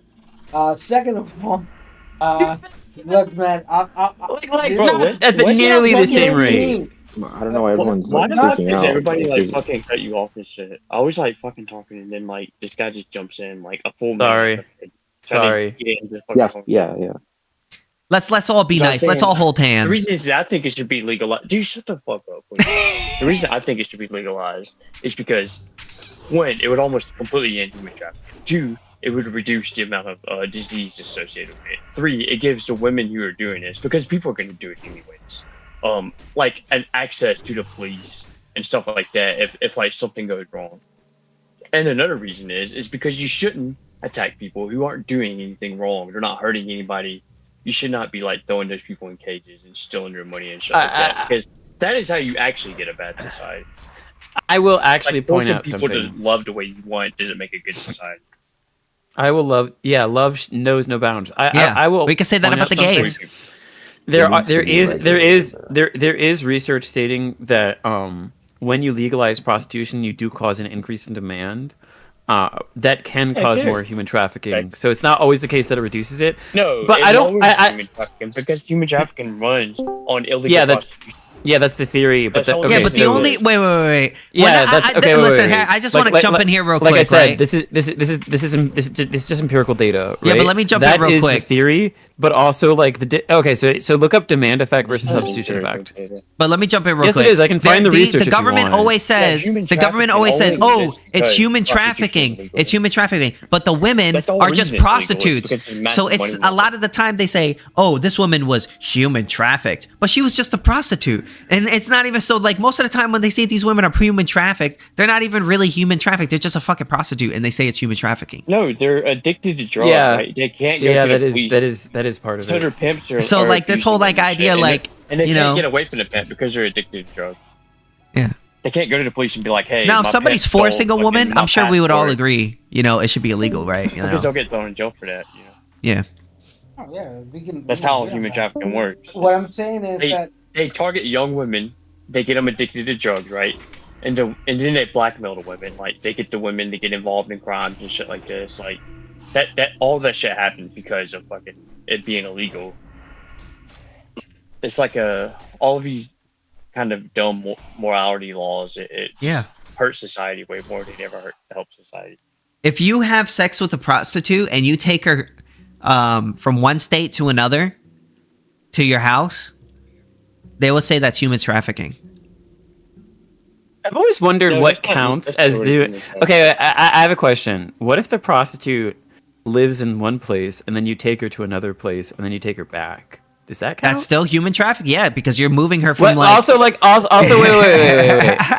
counts? What counts is taking her to another place? Like, let's say hypothetically, it's completely arbitrary.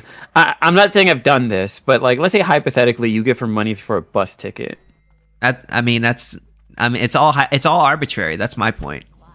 Or you just give her money and she happens to buy the bus ticket. I mean, are you the one that took her? Yeah.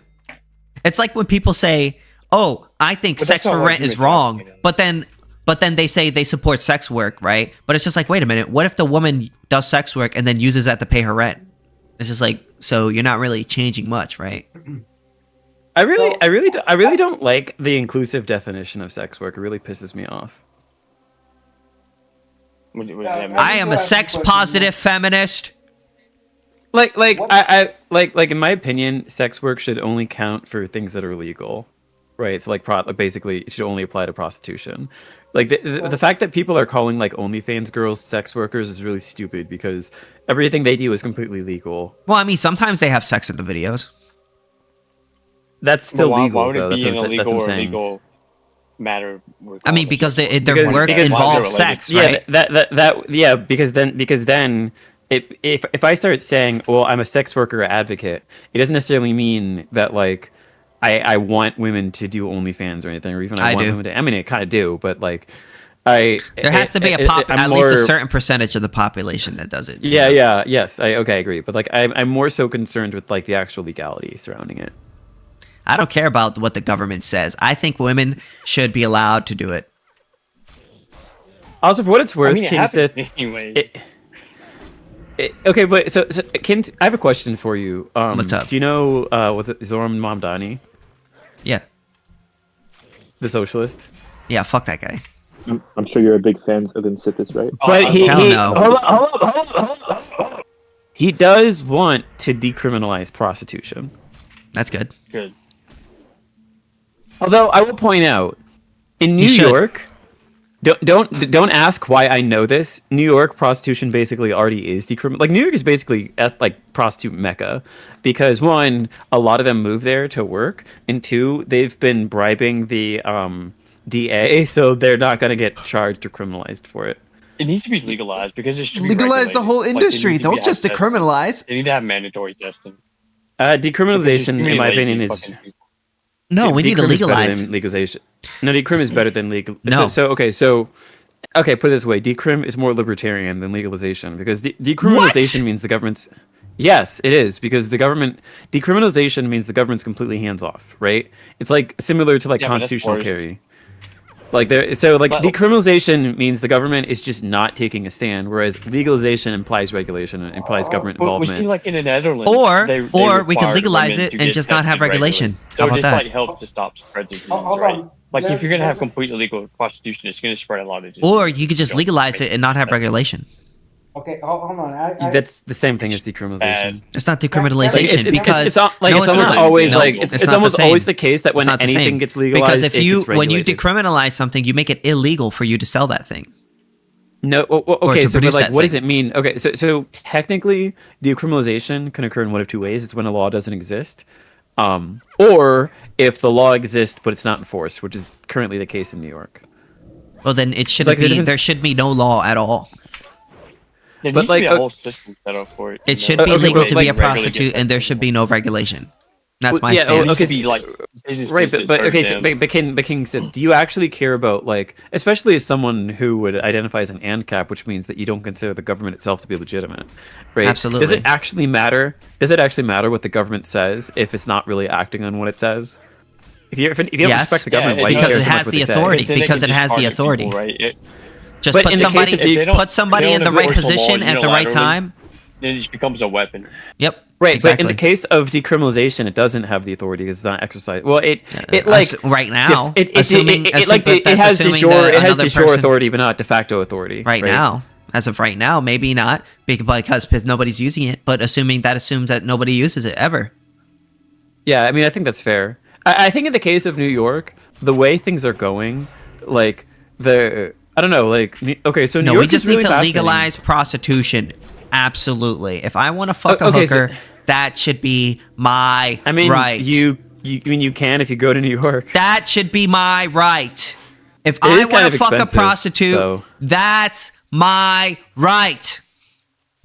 I mean, personally, I don't want to just have sex. I want to take them to theme parks, which is why there's a theme park in New York. If I want to fuck a prostitute and take her to a theme park, that's my right. I just want to say that is completely unrelated to my previous query about transporting a prostitute back and forth across state lines. I have never. It's done arbitrary. That. But those laws are completely arbitrary because they'd be like, oh, if you take a woman from this state to a next state, like say you live on a border in a state and you take her 20 minutes from one place and another and it crosses over the state, and then you just took her to your house, which is across the border of that state, you'd be like, oh my god, you just trafficked that woman from this state to that state, so you're a human trafficker, bro. We can agree that I think if you're just buying her services, you're not trafficking. It's complete. I know it's not trafficking. I'm just saying that it's completely arbitrary, the law. I think we can agree that the law's stupid, though. I know. You shouldn't use the word the way the law uses it, because the law butchers fucking the English language. Like, they butcher words and they butcher definitions. They use them wrong intentionally, so I can fuck them. So I think we can agree that type of example of a person moving a prostitute from one state to another in the United States is extremely rare, because the majority of the time people who are in the service of a prostitute, they are on the location that they are going to be having sex on it. Second question, what's the average age of people here? I'm 28. Like you're 28. And the other two, I would imagine, around that same age. 20, I'm 30. I'm 33. 33? I'm 44. So I'm not going to beat around the bush, man. I'm 44 years old, been married once, divorced once. I'm currently in a relationship. Whoa. So at the end of the day, have I used prostitutes? Yes, I have. Hell, I remember when I was 18 years, the first thing I did when I was 18, what do you think it was? I was 18, you went to the brothel? Working, I was making about $700 monthly on my first job. Actually, my first official job as an adult, because I had worked since I was 15. So, yeah, I went to a prostitute. Fucking yeah. But the point being is, I can't do it. I'm a germaphobe. Bro, just put a condom on. You'll be alright. Which is so, man. Just put a condom on, bro. You'll be alright. Gonna judge me. Yeah, I'm not gonna judge you. Just put a condom on. I mean, it's fine. But actually, here we have an interesting example. Look, the words decriminalize, legalization, depenalize, just refers, and this is funny, is really interesting about the Anglophone. I don't get how is it that you can't make the fucking distinction that when you're speaking about these issues, it ain't about government. No, it's about law.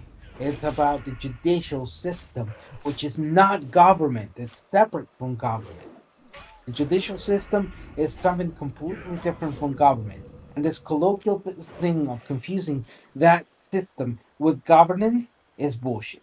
Because at the end, you then are creating a whole distortion of reality. So, in this matter,